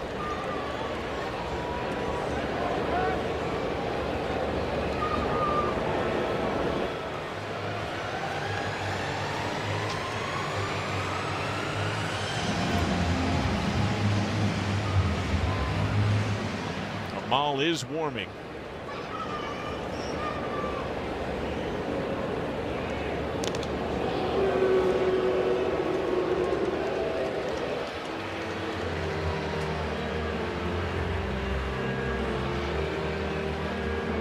Crowd getting a little bit larger in the later stage. Concert to come postgame. Marte off, 3-2, missed. Throwdown means nothing. That's ball 4. De La Cruz draws a walk, 2 on for Stewart.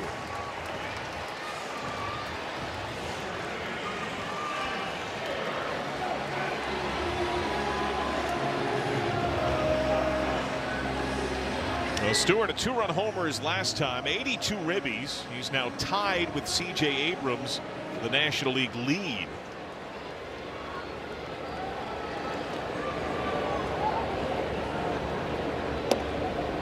The last time a 22-year-old or younger for any team, not just the Reds, led the National League in ribbies at the end of July, it was Johnny Bench in 1970.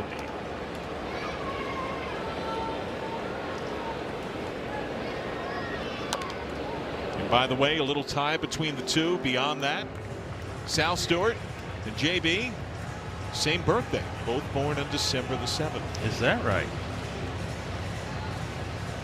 There it is, that retired number 5.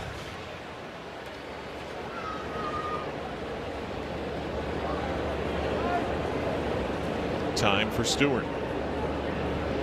Saw JB up at the Hall of Fame induction. Of course, he was holding court. When you can hold court amongst the Hall of Famers, that's saying something. Pickoff play, Marte back save. Bang, bang.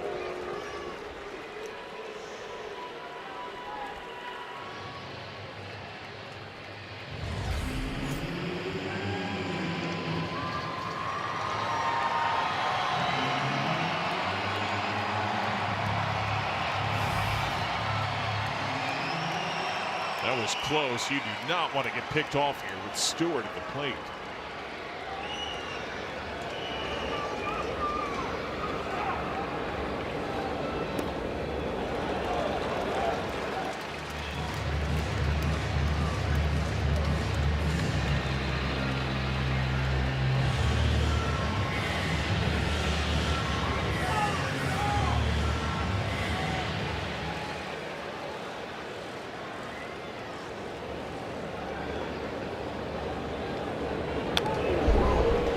Healthy cut at that middle slider up.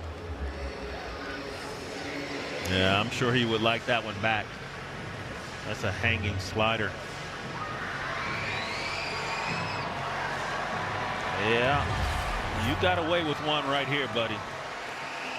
Because that ball was on a tee. It was a collective ooh in the dugout. Yep. Bounce to short. Fire to second. Relay in time. Double play.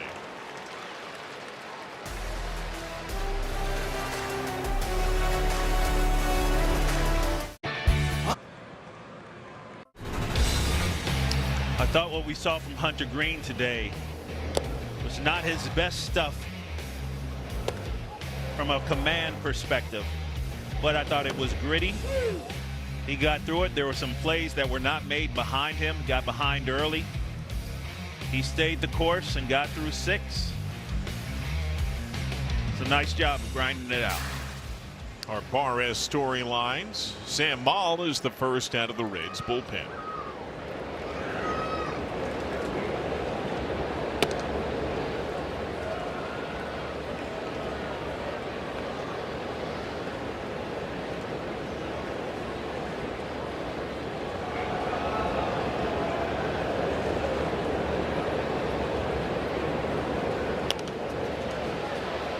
Jake Mangum homered first pitch in the second. He is 1 for 3.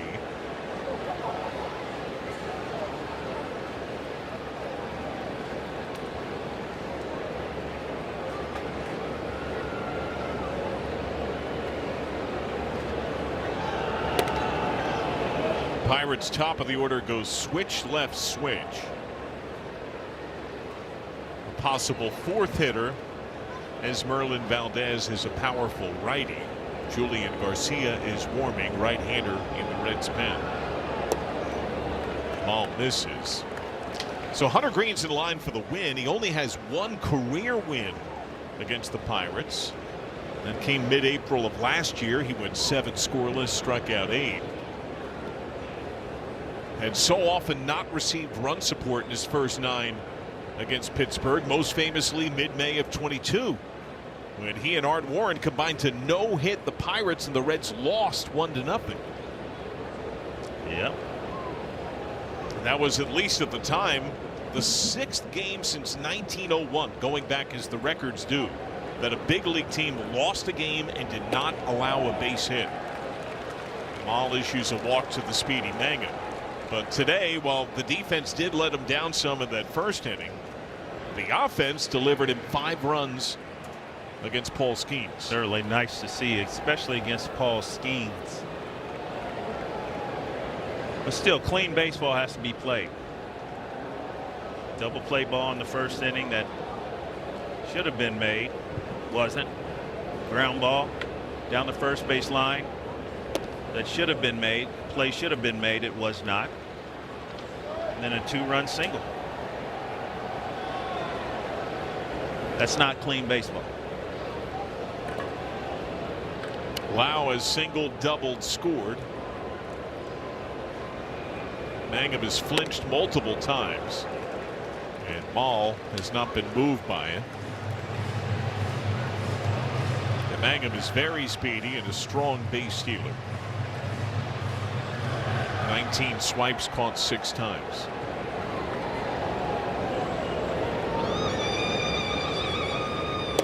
Check swing. Did he go? Yes.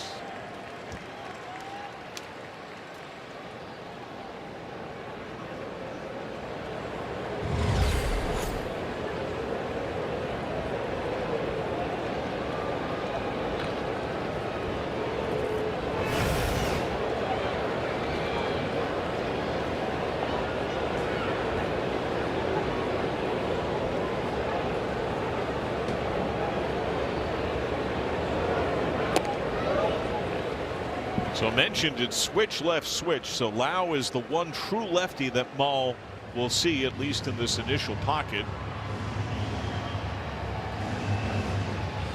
On the year, he has handled lefties pretty well. He did have trouble with a few lefties against the Guardians last series. Got him looking. He gets Lau here and now.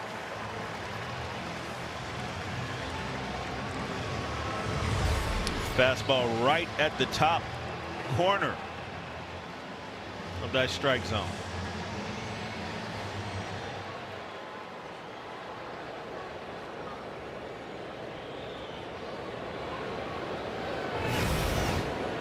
So now the switch hitting Reynolds. Couple of hits, including a double. He has scored a run. Big swing fouled off Stevenson.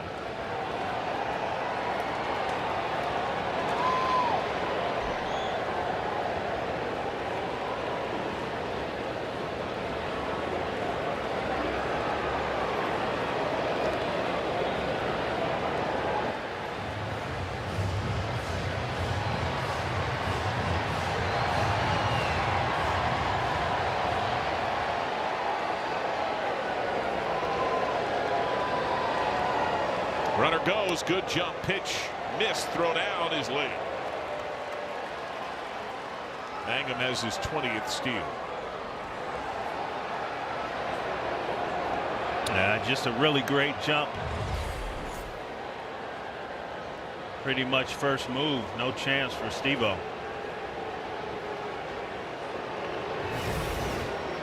He's now tied with the injured Connor Griffin.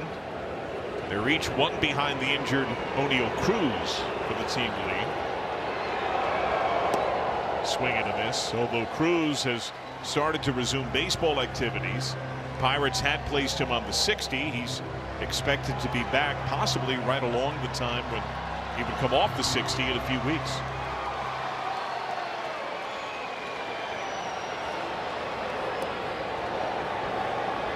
You put that bat in that lineup. We already mentioned the turnaround that they've had. O'Neal Cruz. When he's on fire, he is a problem.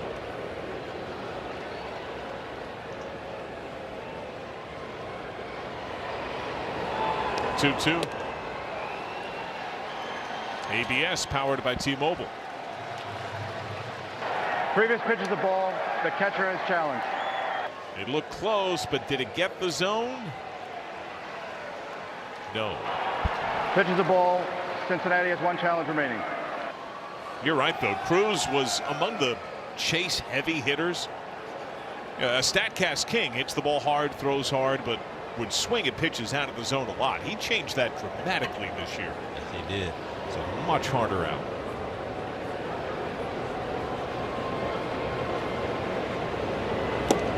Foul tip, strike 3.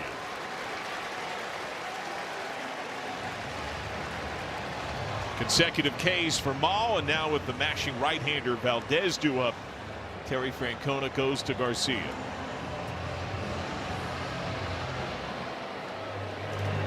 Pitching change for the Reds. And in scoring position, the lead at 1. And a blue moon. Wow, that is a delicious looking art. Score big on authentic gear at MLBshop.com. Official jerseys and memorabilia to hats and hoodies. We've got the season covered. Visit MLBshop.com/Reds, the official source for your Cincinnati Reds gear. Julian Garcia. Last saw Julian Wednesday. Had lost to Cleveland. He pitched an inning and a third. 27 pitches. Esmerlin Valdez, sac fly, walk, strikeout, first pitch. Sail to center. McLean out. Myers in. Inning.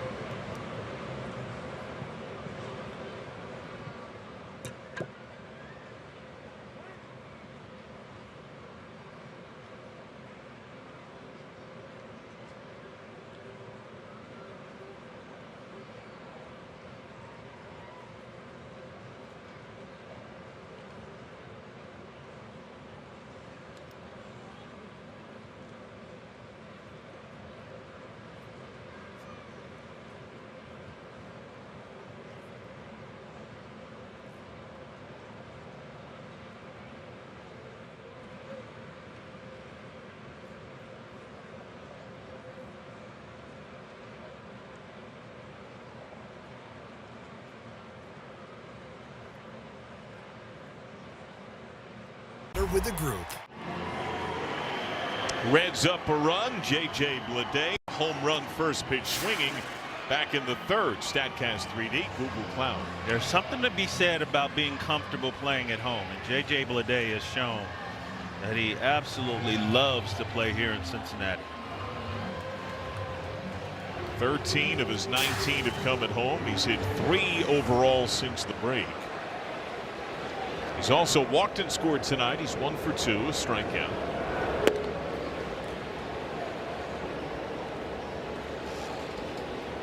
Antoine Kelly, all of his handful of outings in the big so far have been 2 or more innings. He was a starter in AAA and has been stretched out.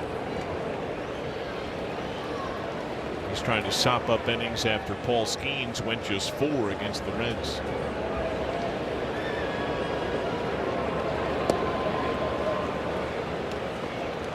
Days ahead 3-0.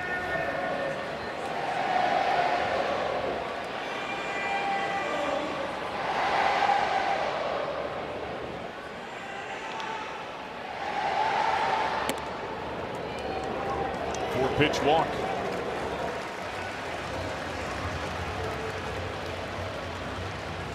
We're now from Miami Valley Gaming.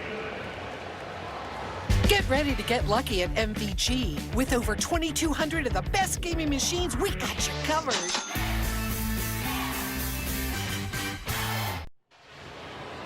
Tyler Stevenson, ribby double, a walk. He has scored.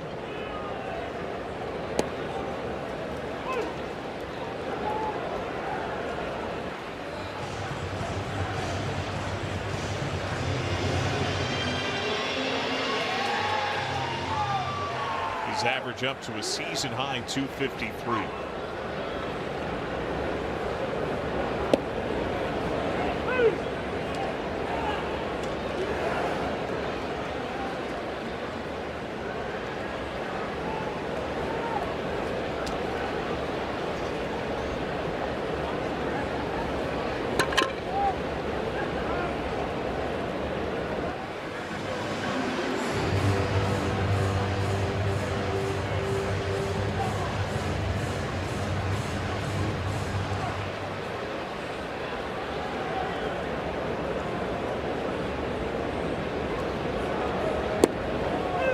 Tough pitch, strike 3.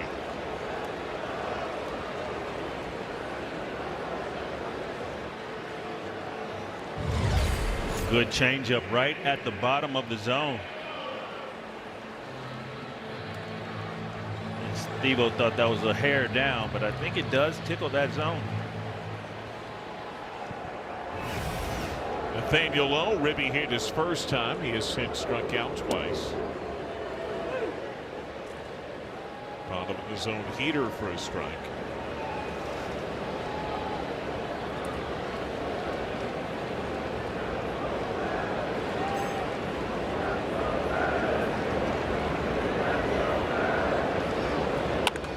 Grounded with eyes and through, base hit. Bleday rips through second. Scoop by Mangum in center. Lob to second base. Another multi-hit showing for Nathaniel Lowe. Men at the corners.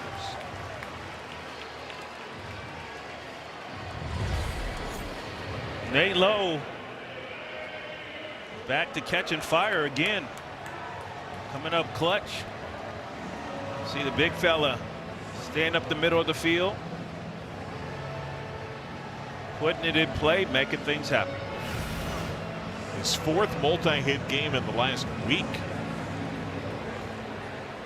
The lead is only at 1. Can the Reds add on? Eugenio Suarez has walked on an 0-for-2 night.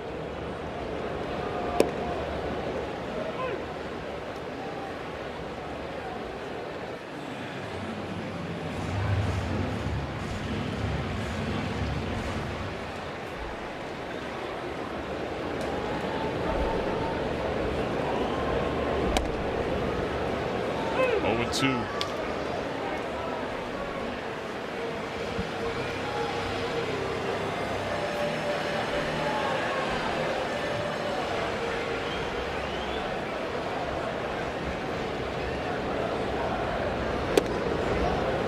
Away.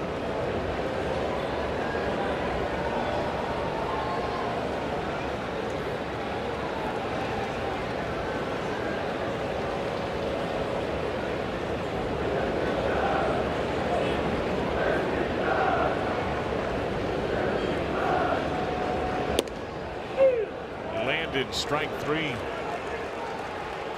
Gino's now 1 for his last 22 with 13 strikeouts. Yeah, speed just got him there. That was just a middle. That was a hanging changeup up in the zone.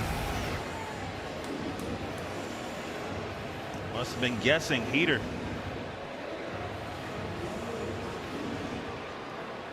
A couple of soft backward Ks for Kelly on the inning. Myers right back to him. Flip to first. Red strand 2.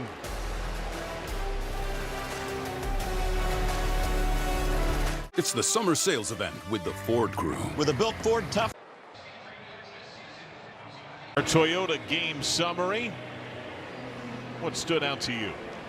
Well, once again, I think the offense showed up. Paul Skeens was not on top of his game. Scored some runs. That was nice to see against him.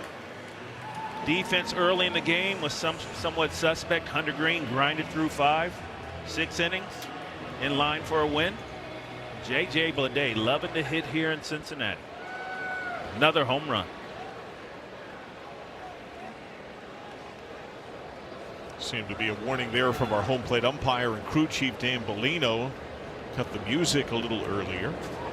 New man on the mound is Caleb Ferguson.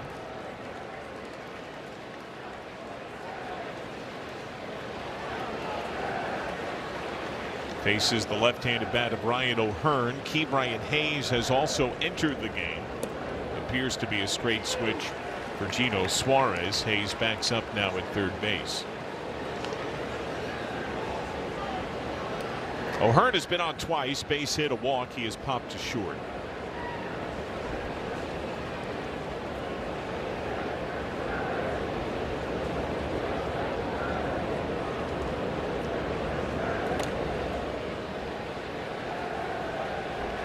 The infield is back and showing a heavy pull tilt.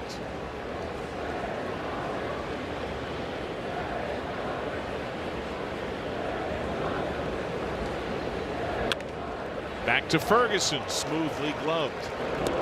Bit of an offline throw, and Stewart just somehow twisted his way onto the bag and got the out. Right foot yellow. Yeah, a little twister, yep. Step and throw. That's what happens when you don't step and throw.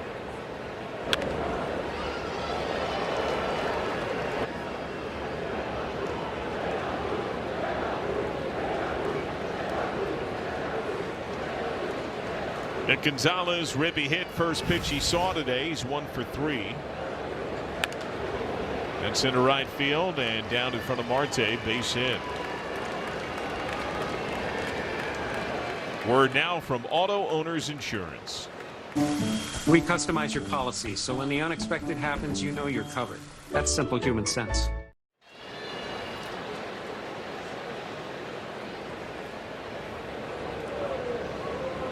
Andy Rodriguez turns around to bat right-handed. He is flied out, grounded out, struck out.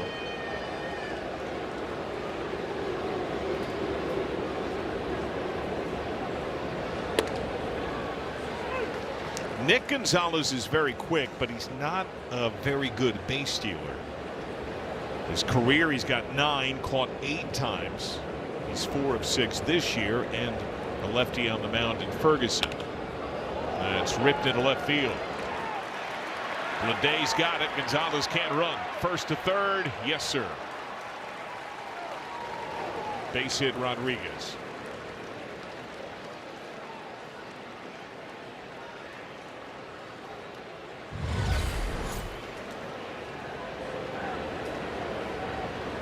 String some hits together, and the Pirates are threatening here again. Looks like we got a pinch hitter. Well, Pierce Johnson is warming. Tyler Stevenson walks out to chat with Ferguson as Jared Triolo is set to pinch hit for Jacob Gonzalez. Don Kelly made the exact same move. 7th inning yesterday, and Triolo worked to walk. That was against lefty Brock Burke. This time around, Terry Francona and company have Johnson ready. That's going to be all for Ferguson. Pinch hitter will face a new pitcher.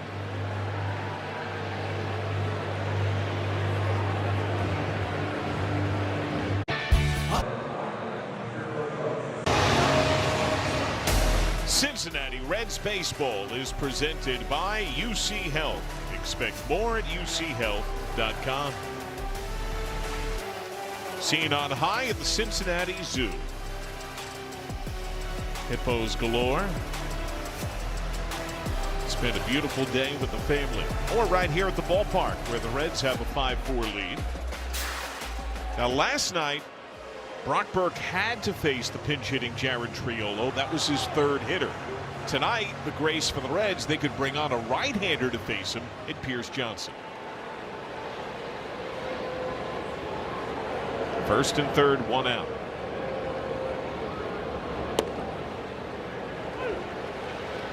On that first pitch, Sal Stewart started in from first base, shaping up as if a bunt might come.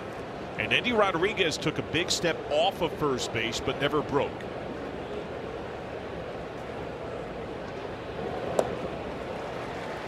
There's that power breaking ball to Johnson.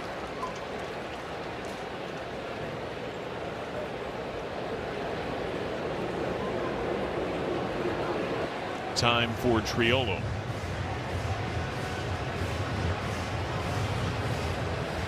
Triolo is also quick. Gonzalez hops a larger lead off 3rd.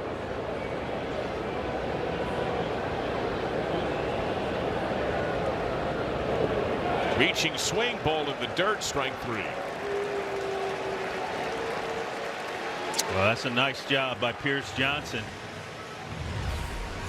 Double play ball gets you out of it. Strikeout gets you closer. It's a great block by Stevenson, the top blocking backstop in the bigs. Henry Davis 0 for 3 in a squat stance. Runner fakes from first.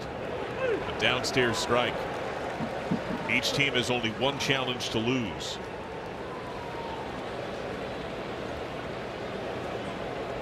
Tarek Brock was just in the ear of Endy Rodriguez, held on at first by Stewart.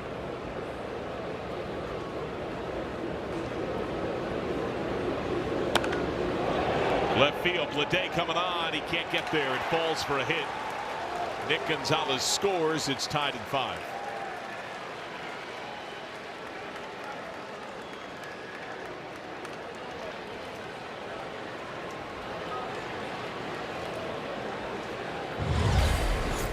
Well, the pitch was right down in the bottom of the zone, and you can see right off the end of the bat from Henry Davis.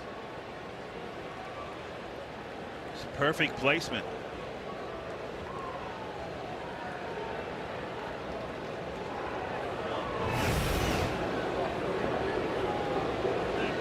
So the lead loss. Pirates are now 4 for 10 men in scoring position tonight.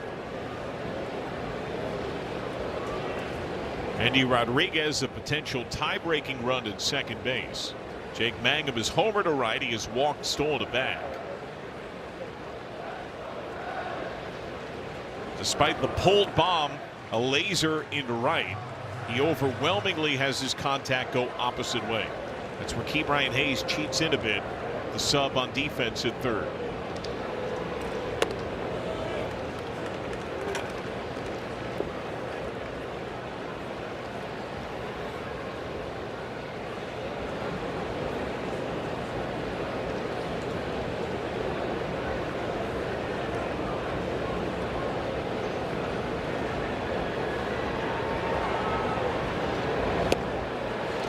One and one.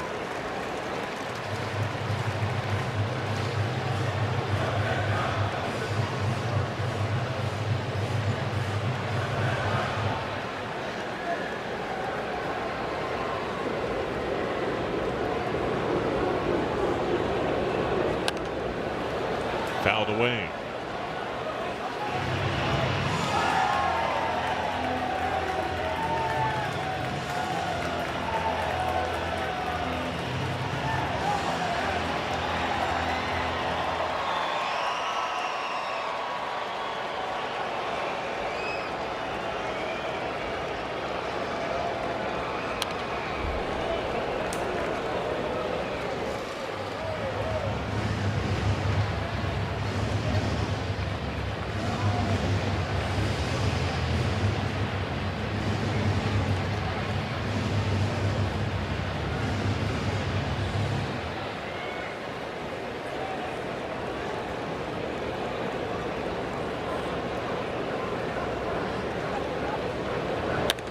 Grounded left side, leaks through.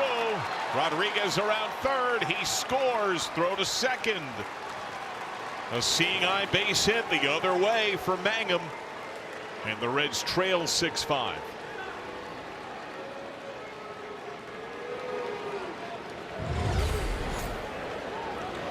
Runners on second base. You're just trying to keep that ball in the infield. Just could not quite get there from Ellie. Nice effort.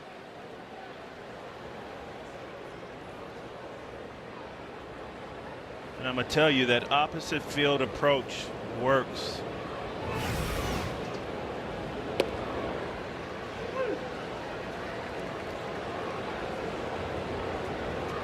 So now the Reds facing a deficit. The powerful Lau has single, doubled, scored. Mangum a threat to run. Upstairs. Yeah, that's not an accident with Mangum. That is very much by design. Yep. And then when you hang a breaking ball, that's the one he pulls down the right field line. Wilbur Dotel now up in the Pirate pen as Pittsburgh has the lead. Grounded to second. Tough play. McClain under his backhand. Davis scores. Mangum through second. He's got third. Another seeing eye hit. It's a 3-spot of the inning, and the Reds now trail 7-5.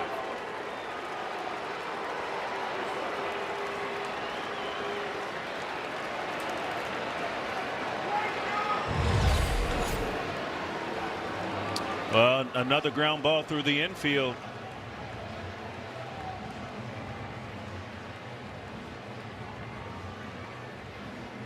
Just eluding a Matt McClain. Nice effort yet again. Just finding the holes.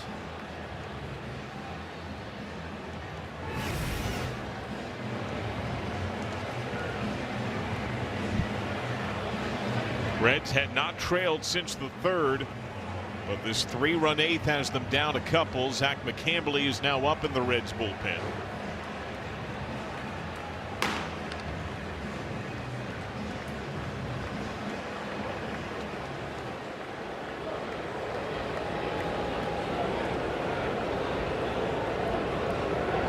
Brian Reynolds, longtime Reds killer.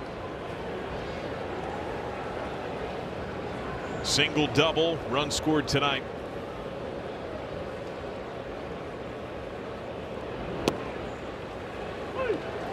One.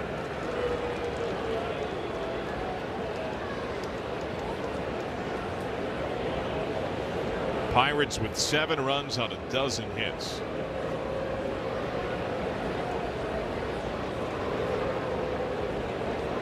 Runner off from first. Pitch misses. Feigned throw to third. A steal of second by Lau.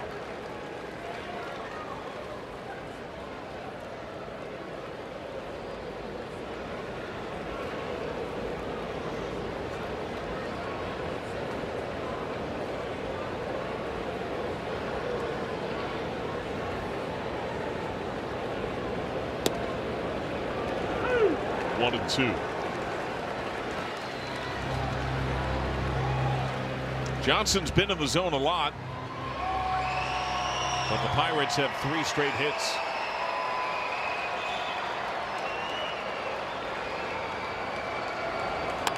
Grounded. De La Cruz behind the bag.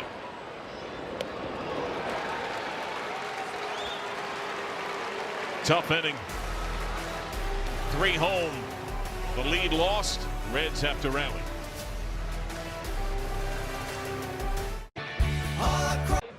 This copyrighted telecast is presented by authority of the Cincinnati Reds and may not be reproduced or retransmitted in any form. And the accounts and descriptions of this game may not be disseminated without the express written consent of the Cincinnati Reds. Oh, the beautiful scene in Cincinnati. The scoreboard not so pretty. Reds down 7-5, bottom 8. New man on the mound, the rookie, Wilbur Dotel. Big prospect for these Pirates. Good arm, 98-mile-an-hour heater, cutter, slider. Swing and miss, strike 1 of Noelvi Marte, who has doubled, singled.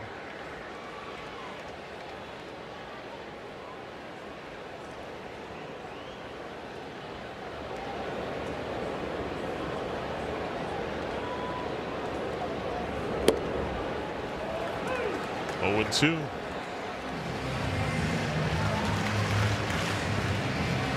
Adding a diving splitter, part of what propelled him to the big leagues. Chances are you're probably going to see it down 0-2 at some point.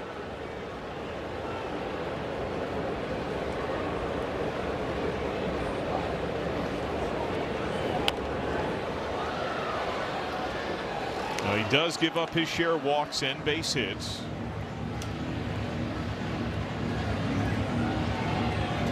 The deficit for the Reds at 2. The Pirate pen has been rather prone.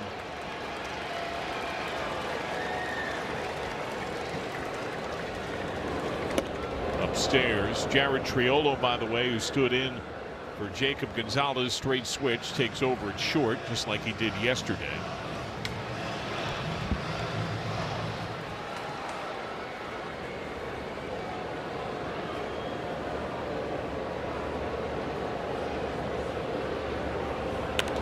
And remember, yesterday he came in, right? He had hit in the visiting 7th. In the home 7th, Tyler Stevenson got aboard on an infield hit that he couldn't handle. He also was the ignition man with the infield drawn in on the Nathaniel Lowe bouncer. The would-be double play the Pirates did not turn, due in part to that depth. And how often has it happened for Reds and their opponents on the year when someone new is in the game defensively? All to find you.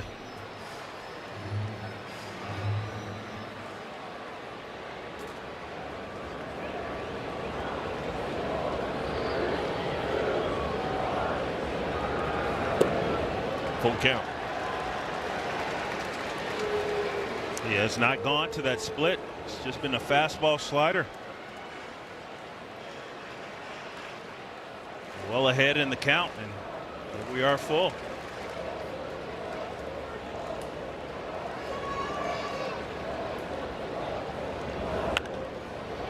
Fouled away.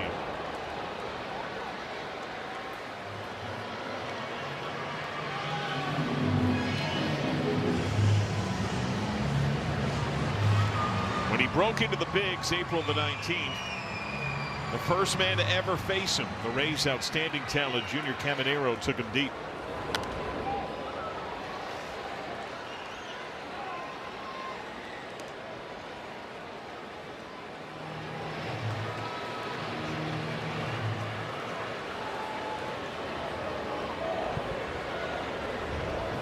Payoff.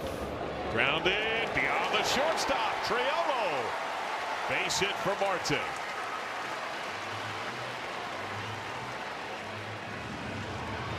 Three-hit game for Noelvi Marte. Good swings, good balance.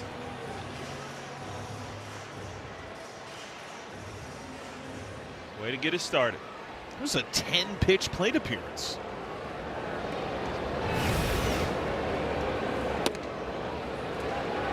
Inside. That's the most hits that Marte's had in the game this season.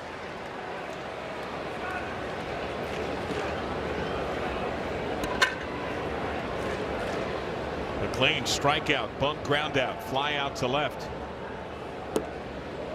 Big rip.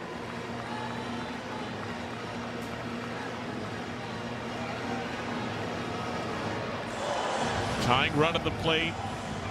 Possible go ahead on deck. It's De La Cruz. Sal Stewart would follow.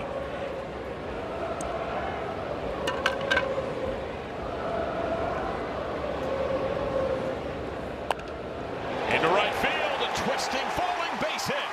Marte through second, scoop by Valdez. Marte's got third, base hit McLean, out of the corners.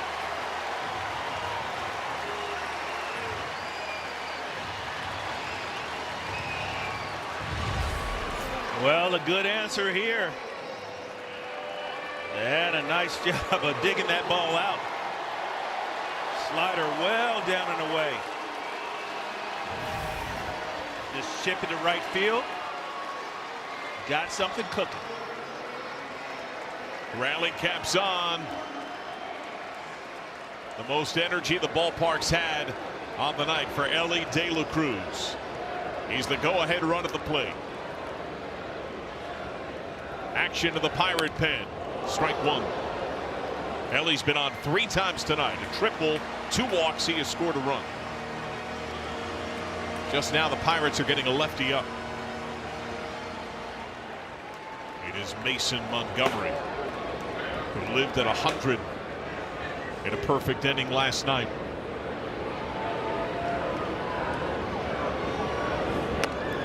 Way high. You can feel the nerves from this talented rookie, and you can also sense the calmness from a locked-in Elly De La Cruz. He took over last night's game with his bouncing out the box hustle doubles.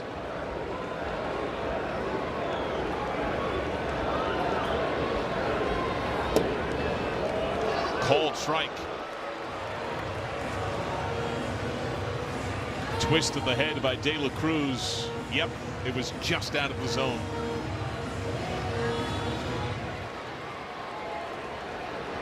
Heavy pull tilt on the infield. Triolo more up the middle.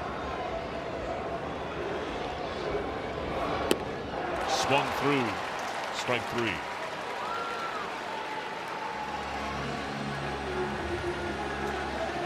Backdoor slider to Elly De La Cruz. That's a good pitch.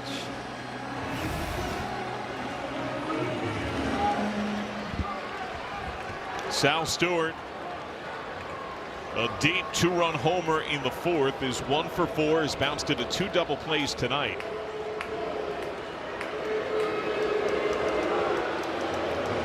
An obvious stall here as Davis strolls out.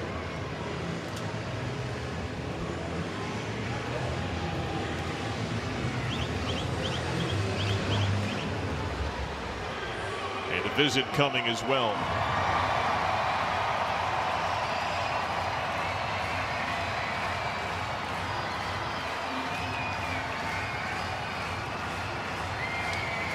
First-year pitching coach Bill Murphy with an incredibly slow stroll as the Tarps off crowd is feeling it.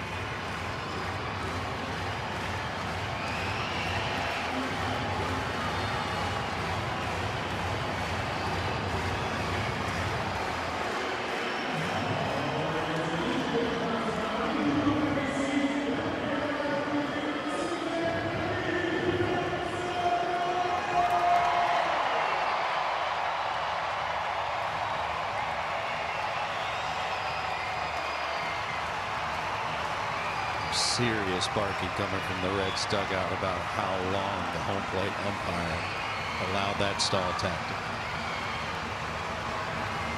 And I think there's every right for the Reds to be upset. That was in today's game. Yeah. Well, once he got to the mound, it was as if he was part of the conversation. just let him go on and on. Not happy on this side. You hear any take him to dinner? There were several colorful comments. I'm sure. After all that waiting, first pitch, right center, base hit.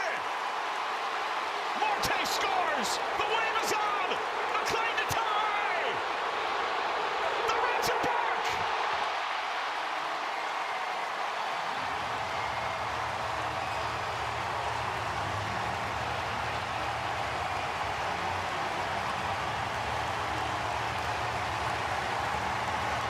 I don't know if it could get any better for Sal Stewart.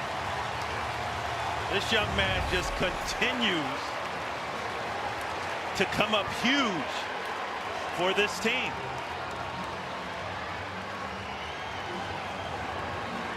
And Matt McClain understanding that that ball's in the gap, going hard, scoring all the way from first base, and now we understand why. The stall tap.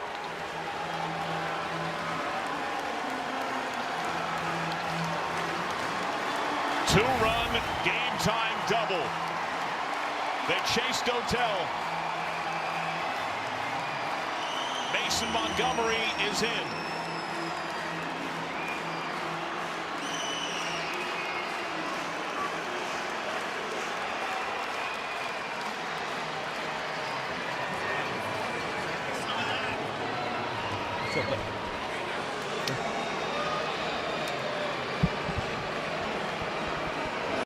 See your Tri-State Chevy dealers. Identical line scores thanks to Sal Stewart. Two-run base hit. Ties it at 7. Left on left. Mason Montgomery, J.J. Bleday. We saw Mason Montgomery in yesterday's ball game, and he was lights out. 99, 100 miles an hour.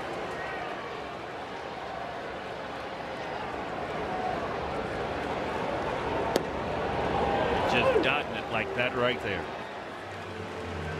He was perfect against the bottom of the order on 7 pitches, all strikes. Stewart plates a man from first on a single for the second time this homestand. No doubles at first. Bleday fouls a strike. And there was talks about that stall tactic. The question was Mason Montgomery ready? Could they have made the move? In retrospect, I'm assuming they're probably kicking themselves for not. There were some that questioned why Montgomery didn't stay in last night. Montgomery was so money on just 7 pitches, obliterated the bottom third of the Reds lineup. They went to their closer, Gregory Soto. That was in a tie game, and then Soto allowed the Nathaniel Lowe RBI fielder's choice. Reds won it. And on the hands, fouled back. This is a tough AB for a lefty.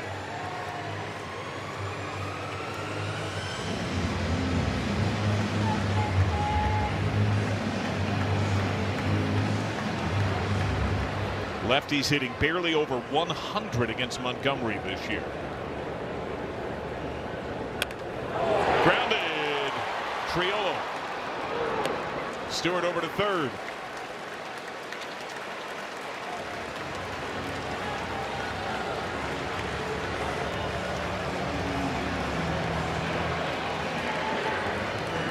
Do you walk Tyler Stevenson? Montgomery is so good against left and right. The lefty Lowe is on deck. Yep, they're going to. So Stevenson's on for a third time tonight, and Lowe is going to stand in.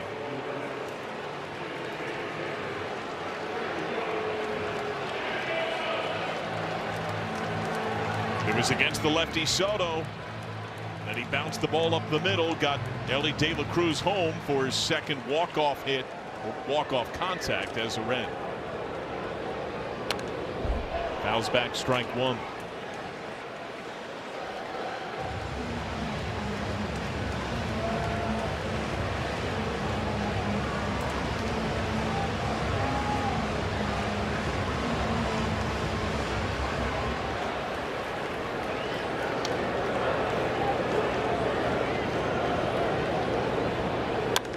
Grounded to third. Gonzalez lost at second. Lowe couldn't handle. Stewart scores. Stevenson to third. Lowe to second base. Reds lead.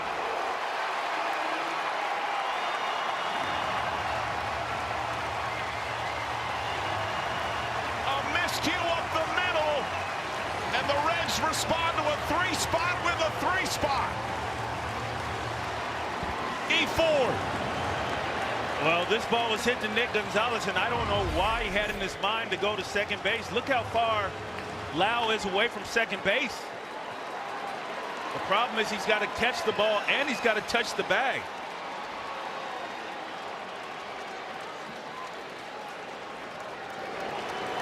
So you got to take your eyes off the ball a little bit to try to find the bag, understanding that Tyler Stevenson is getting there quickly. The proper play is just to go to first base. We've seen some miscues in this game and in this series, and they've proved to be costly. Ivan Johnson runs for Lowe at second. Brian Hayes, the former Pirate, takes strike one. Hayes' first plate appearance tonight came on defensively for Eugenio Suarez.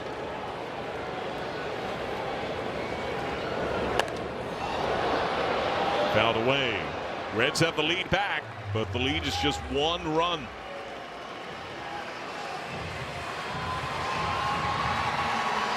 Emilio Pagan is up in the Reds' pen.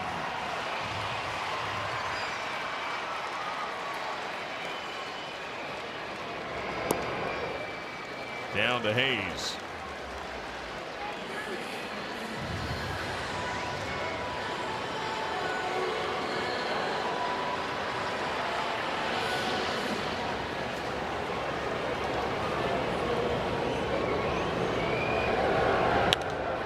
Hard foul.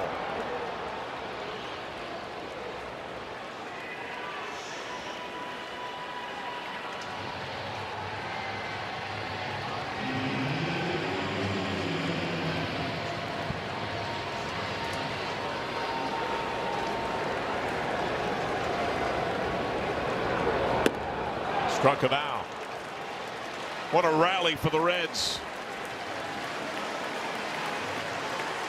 Sal Stewart plates two and then comes home with the go-ahead run.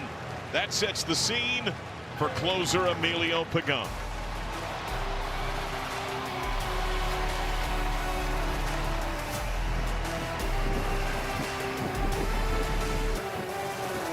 So I hammer the rise of rookie Sal Stewart continues. Yeah, he's been incredibly clutch. Incredibly clutch. 2 hits, a bomb, 4 ribbies tonight. Emilio Pagan is in second straight game. Valdez first pitch, center field, Dane Myers.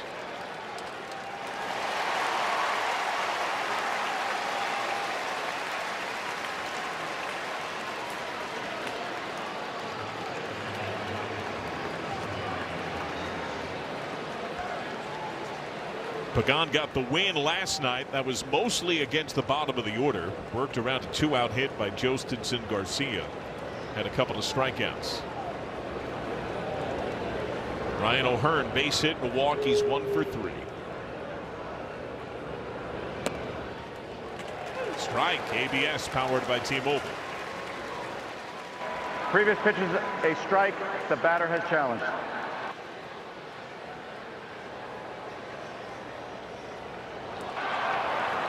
Pitch is the ball. Pittsburgh retains.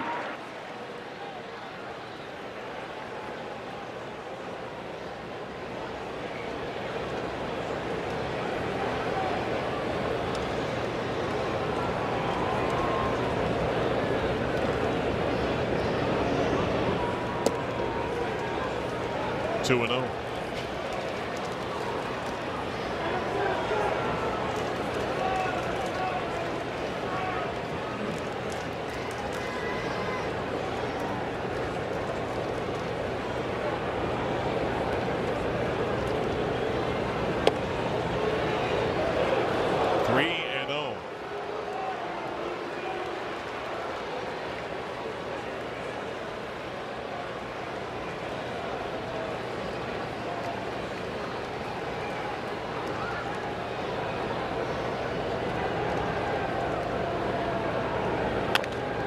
Swinging 3-0, bounce to second. McLean outfield grass.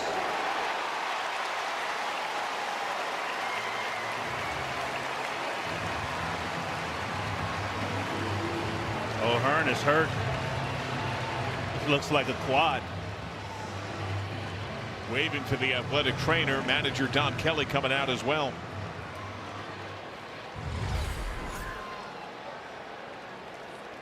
High bouncer. Let's see what he.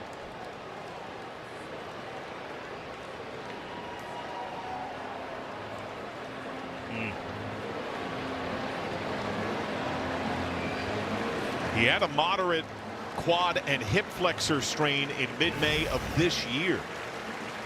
He missed a couple of weeks. He is putting hardly any weight on that leg. Yeah, I hate to see that.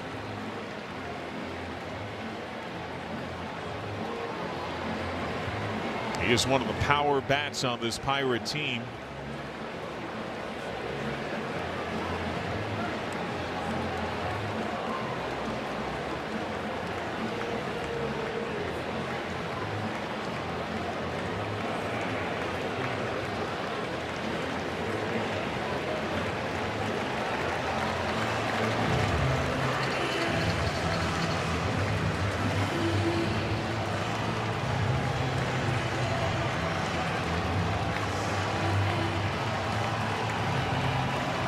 O'Hearn down the tunnel, and now it's Nick Gonzalez who made the choice to go to second. It was errantly missed by the covering Lau. 2 hits, a ribby, a run scored tonight. No doubles at third. Hayes plays deeper and near the chalk.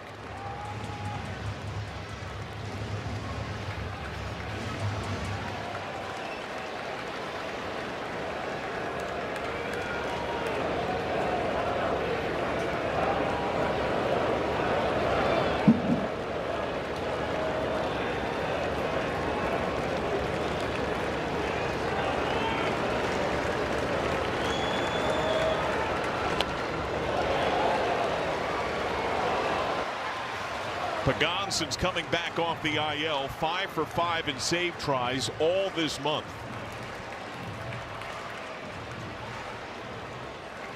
That's almost half his season-long total. He had missed about 2 months.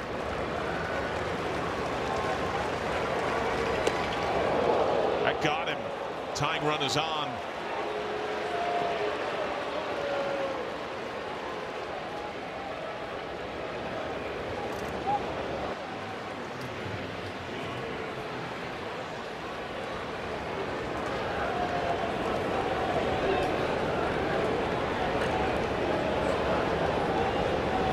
Now Andy Rodriguez, who singled and scored his last time. He's 1 for 4.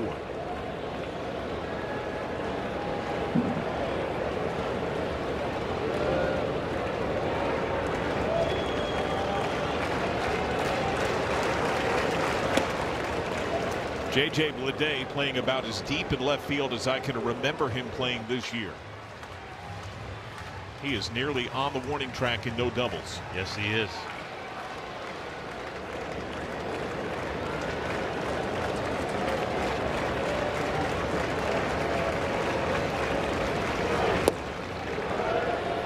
Just low ABS, powered by T-Mobile.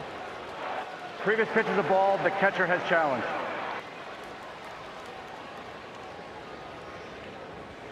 Stevenson steals another strike. Cincinnati retains. The master of ABS.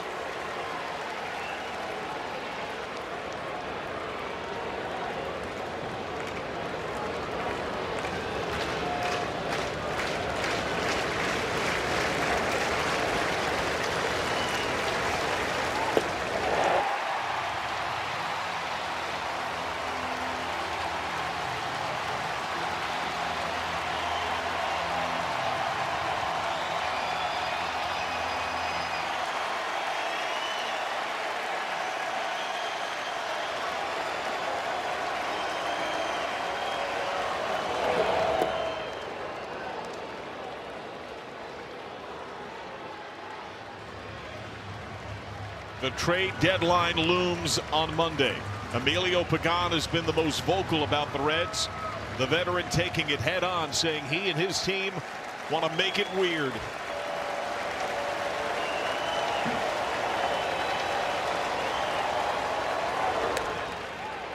Full count.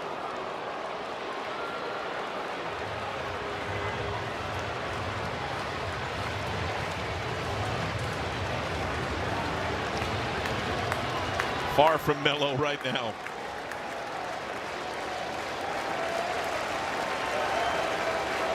Gonzalez goes.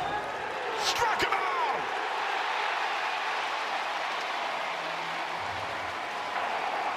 Previous pitch is a strike. The batter has challenged.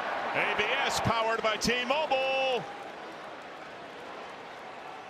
Robot says ball game. This is a strike. The game is over.